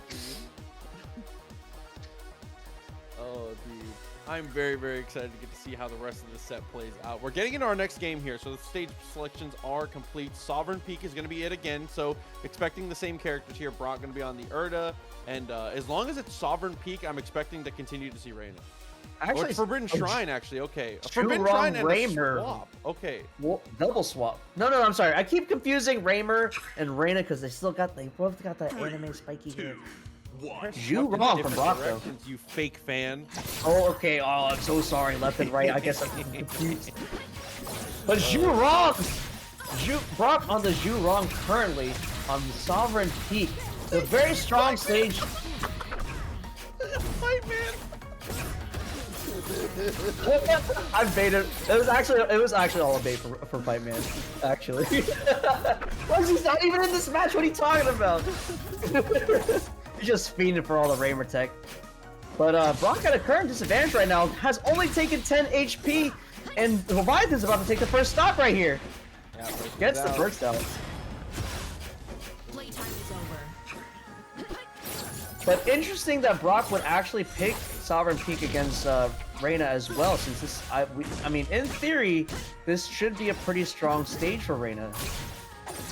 Yeah, and I mean, someone in the chat said it, and I agreed. I think that Zoo can fight this match pretty well, but it's just very particular. And you have to be careful for things like that. Like that what down, do you do? A down throw on the ledge to spike into the instant down air, incredible by Leviathan. Combo, very nice. That neutral air, down tilt comes through, and he tries to extend it, but it's a little too far. I think Brock is a showman for sure. I think he's bringing out the Zhu for a bit of a show. Potentially, but like I said, I really do think that this is a really hard match for Urdah. So I think that if you have something else that can do better, I think it's a good call. Oh, certainly. Zhurong definitely has strengths in closing that gap and working in those dead zones of whip.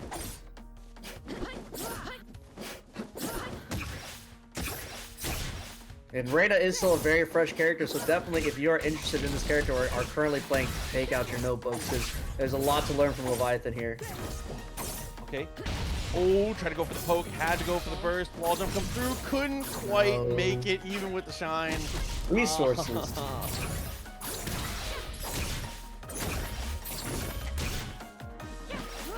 I mentioned this Reina loses to Raymer. Get him. Keeping the combo going here, really well played. Sticks the knife, tries to go for the TP. Brock tries to cheese him off the knife. I like the idea. That's the kind of stuff you got to go for. Yeah. The final hit extensions, and just walks it off. Yeah, at this point, it might just be the swap back here. Leviathan, 2 in a row now. Reina continuing to be a thorn in the side here for Brock. What is going to be the switch up here for him? Like, what's the call? Yeah, I think we go back to Urdah, but what do we do for stages? I don't actually know. I think what we're probably looking for, I think platform alpha would be good, because I think the platforms are necessary to get around Reina, but you don't want that top platform. You don't want the triplats to kind of aid in her vertical combo game. Is that a Cyber Skyline? Cyber Skyline. Hold on. Hold. Pipe Man has the script. Pipe Man has the script. Hold. No, it's gonna be Seth. Okay. Okay. We have seen a pretty good amount of success. Bro, Pipe Man is on the most emotional roller coaster tonight, bro. Oh my god, I'm so sorry. I like to formally apologize. Just a Pipe. And once again, we're seeing another summer set being showcased by Seth here with the pool noodle staff. So far, doing a great job, actually. Oh, for sure. Another special. Doesn't get too much else off it. Neutral special connects. Tries to go for the second one. Gets the burst out, actually. I love the idea from Brock there. Oh, this Seth could be the truth. This could be the answer to all his Reina problems. He's sharking underneath the platform. Very nice. Yeah, found a back here. Kill. This is actually looking really good. I like this a lot. Nice parry, too. Okay, we get the down tilt combos. We're continuing the combo off stage. Reina managed to get some footing back center stage.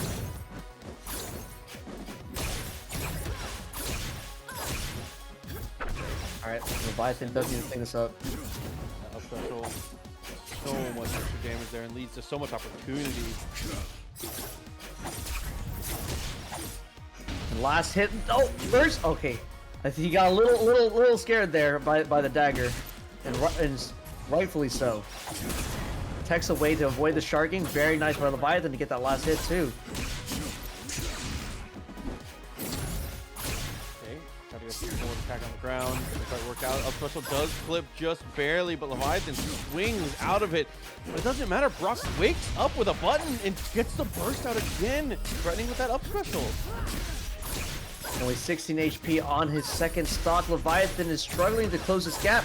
I say struggling, he is no longer struggling. Call an ambulance, but not for me. He's currently putting in the work on Brock Seth right now. Get back to the ground though, try to find the neutral air. Gets the connect with the knife and forces the burst out. Brock, find the touch, you have to stay ahead. You cannot fall behind in this one, and he does. So now, cannot let any extra credit come through. Brock has to find a touch somehow. But Reina just continues to find these hits from max distance. Yeah, got the crit state off the grab right there. Leviathan getting pretty close to set point. 93 HP left on Brock's third stock here. And again, Brock coming from the winners here, so he does have a set to give in this one, but you don't want to give all this momentum to Leviathan. Yeah. No way. Leviathan. Okay, there you are.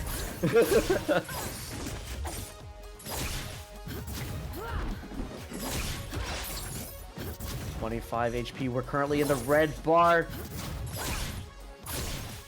Can we confirm into this kill? Okay. Last hit, literally anything. Okay, let's see what Brock has in store for us. He's got the hit. He SDs with a down air. Super unfortunate. Okay. But Seth is not a stranger to closing out full stocks.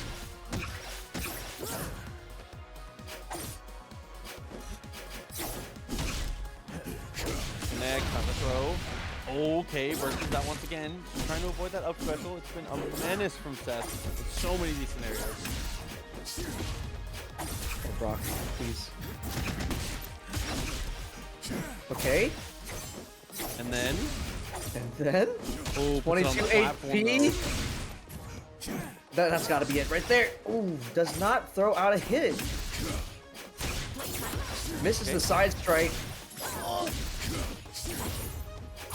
okay, try to get the up special. Gets connected on again. Up special works out. Throws the knife and gets the kill. Leviathan on a 3-0 is going to reset the first set. So now both players in losers. Brock is going to have to make a hell of an adjustment here because Leviathan is looking unstoppable, to be honest. Yeah. Leviathan's Reina is, I feel like it's been leveling up as the bracket has been going on. It's insane because earlier Leviathan's Reina was kind of spotty, but once he brought it out for top 6, it's been doing so much work. We'll see. I mean, like we said, this is for a qualifying spot here.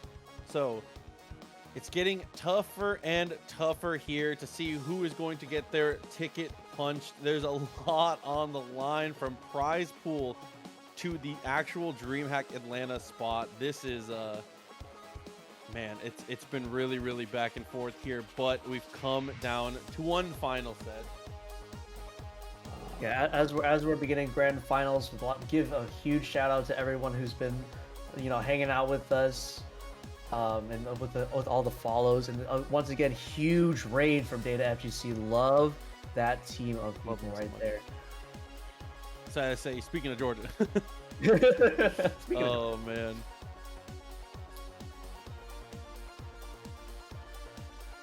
Pipe man, shut up. Oh my god, dude, that's so funny. Man. Oh, but yeah, like we said, grand finals reset. Both players in the losers now. See who we how we end up rocking it here. I gotta be honest, man. Seth looked really good. I don't care if it's a bad match. I want Urdah. I think that we bet it all. Yeah. We try to forward air fully charged and a dream. Just try and swing for the fence. If you're gonna swing, you might as well swing as hard as you can. Yeah, absolutely. Like, you don't have to be right every time. You just have to be really right that one time. Let's see it though. Combat Lab is going to be the pick here, so it's gonna be a little more spread out. Oh, baby. No I have way. not seen this before. This doesn't exist. This does not It's exist. time. We're picking every Brock character have a but Raymer. kid? We're picking every character but Raymer here. It's time. Does Brock have a kid? Is he a father? There's no way. Down till connects. Combo game begins.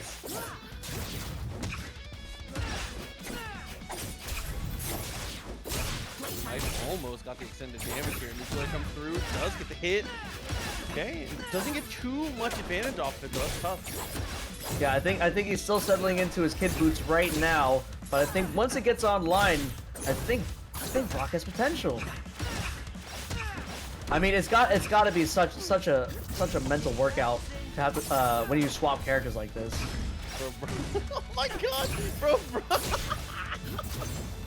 Alright, Brock is my favorite kid. I don't care. Truly built different. And he's back. Okay. Gets the hop in, gets punished right away. Last hit, finish it off. Whoop. Was that yellow? Was that 60 HP? 3 3 to 3. Takes the first hit and is not able to burst out of it. Kind of a weird spacing. Okay, we're putting in the work. We're carrying him up. Gets the burst. Only a 20 HP difference right now. Gets the grab for the critical state. But it's pretty deep. Oh my god, he makes it back.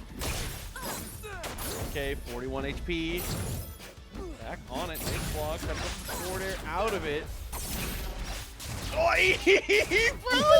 dude. Okay, yeah, no, Brock is the best kid. As a kid. Brock as a kid. This is the best kid in the world. They neutral air. Out of combo. Is this the hidden go? This is the most friends we made along the way kid pick I've ever seen in my life. What is this ledge saw that I'm seeing by Brock? I don't know. What's happening? Takes the kill though.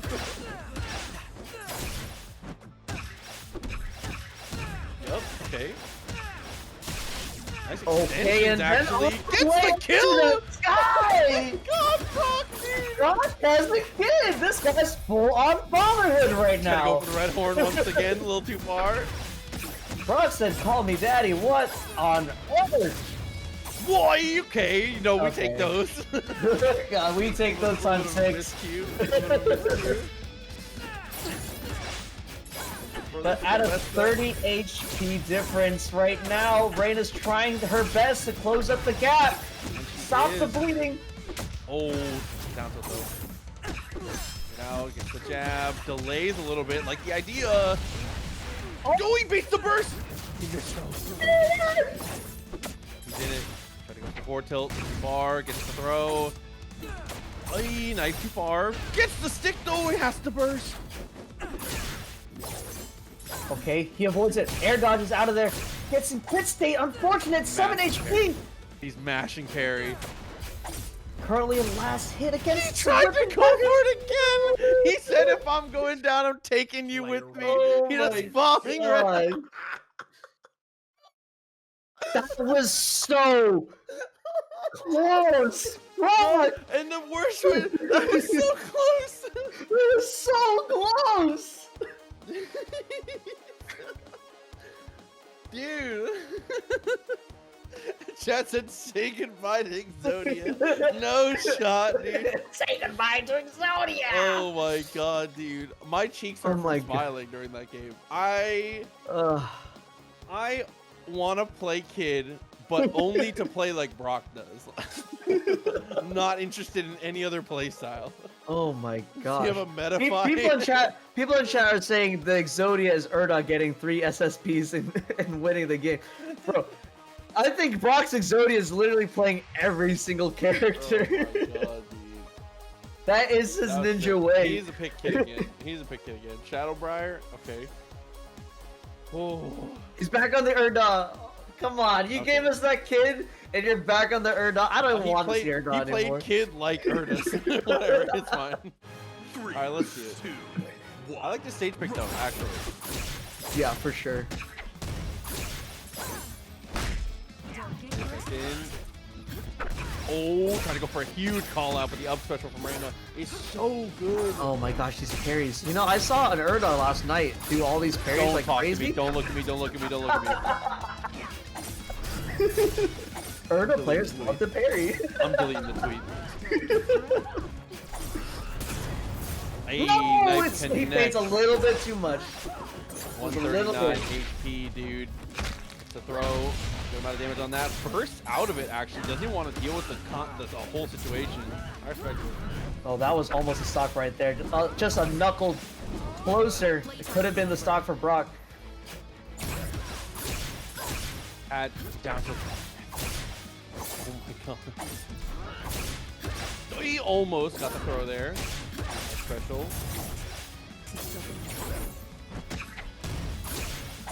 Oh, that's the last hit scenario. Oh, first out of there. First just to stop the knife. The clashes with the knife. Oh, does not get the fort off that. Good DI. 2 stock deficit. Leviathan looking good to get game 2 here so far. Okay, reset time. Up there a couple times in a row. Tries to go for the up special. Looks for the big call out. Tries to go for the parry again. A little too far. With the parries. Oh my gosh, Reina's so fast. Leviathan is on Urdah's tail so hard right now. Oh, but 1-4 there. The great equalizer. He wasn't quite able to snap to the actual stage there. The stage did not reach. Man, DI is so important for that forward air because you will get put in the worst angle to try to return to stage.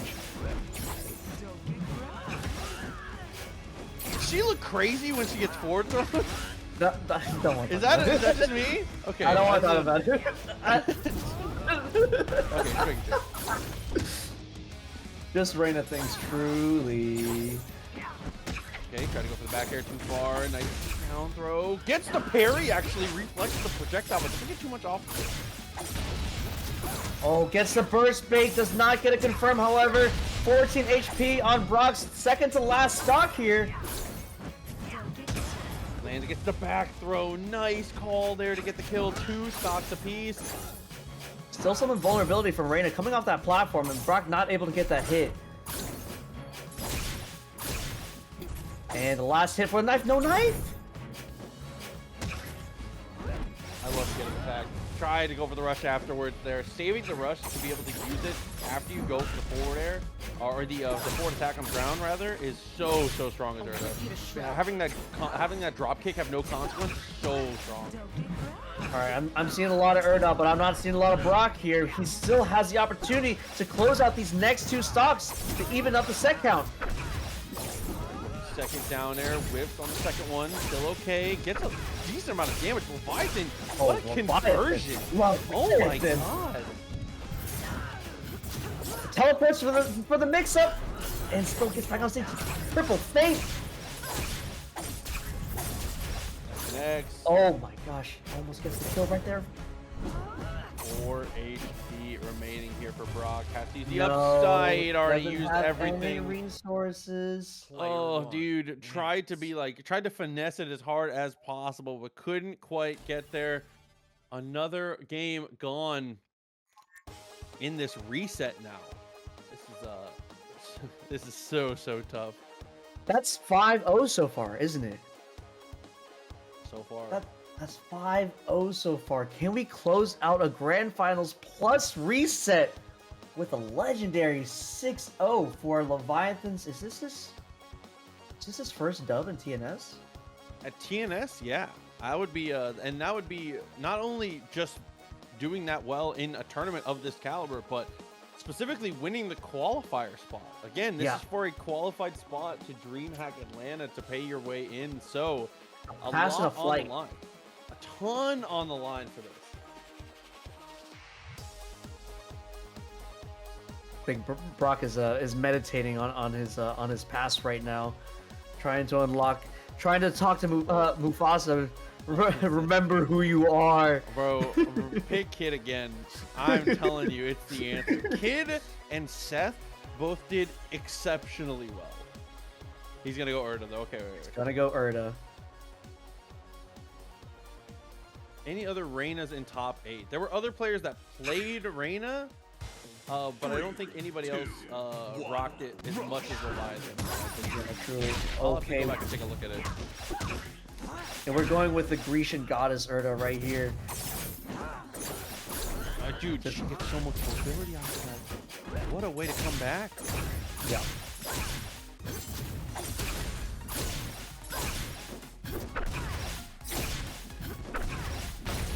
This is the second best skin. Try to find the forward air. Gets destroyed through the platform. Knife comes out. Has to go for the rush away. 2 HP. Gotta close this out, Leviathan. I'm sorry, Brock. Oh. Way down those, trying to take himself out. Nice neutral air. Forces a burst actually. That burst could have been necessary. That nair looked like the beginning of something disgusting.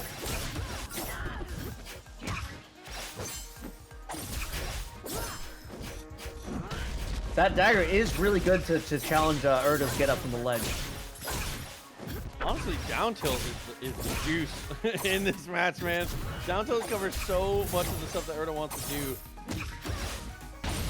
There it is. Just like you said, the last hit again. 2 stock difference. Leviathan just 2 stocks away from closing it out. You don't have any more invulnerability right there. You're gonna get down tilted by that whip. Oh, So try to get up air string. Nice block. Doesn't get anything off it though. The rush was already available. don't get grabbed. We're still making it back on stage. Neutral special to get all the way up on there. Sending it. Try to go for it there. Neutral air into the down air. Oh, Gets the second one after the first, oh. man.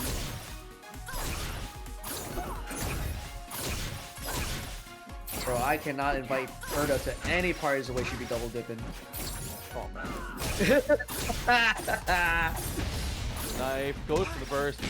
Tries to go for the bait. Was aware, but couldn't actually get it. And there's the double forward air into the grapple. Takes her off the stage. Rock. This is the kind of gameplay we want to see here.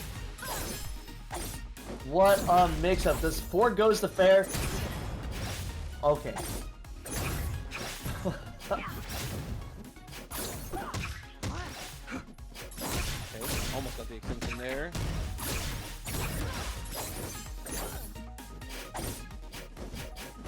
Okay, connect. Tried to go for the rush afterwards. A little too far. He gets a throw.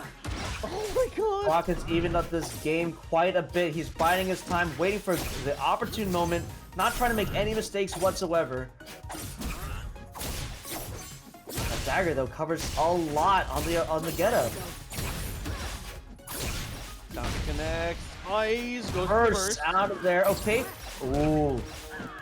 4 strike. No. So last hit. 6. Oh my Leviathan for grand finals. Wins.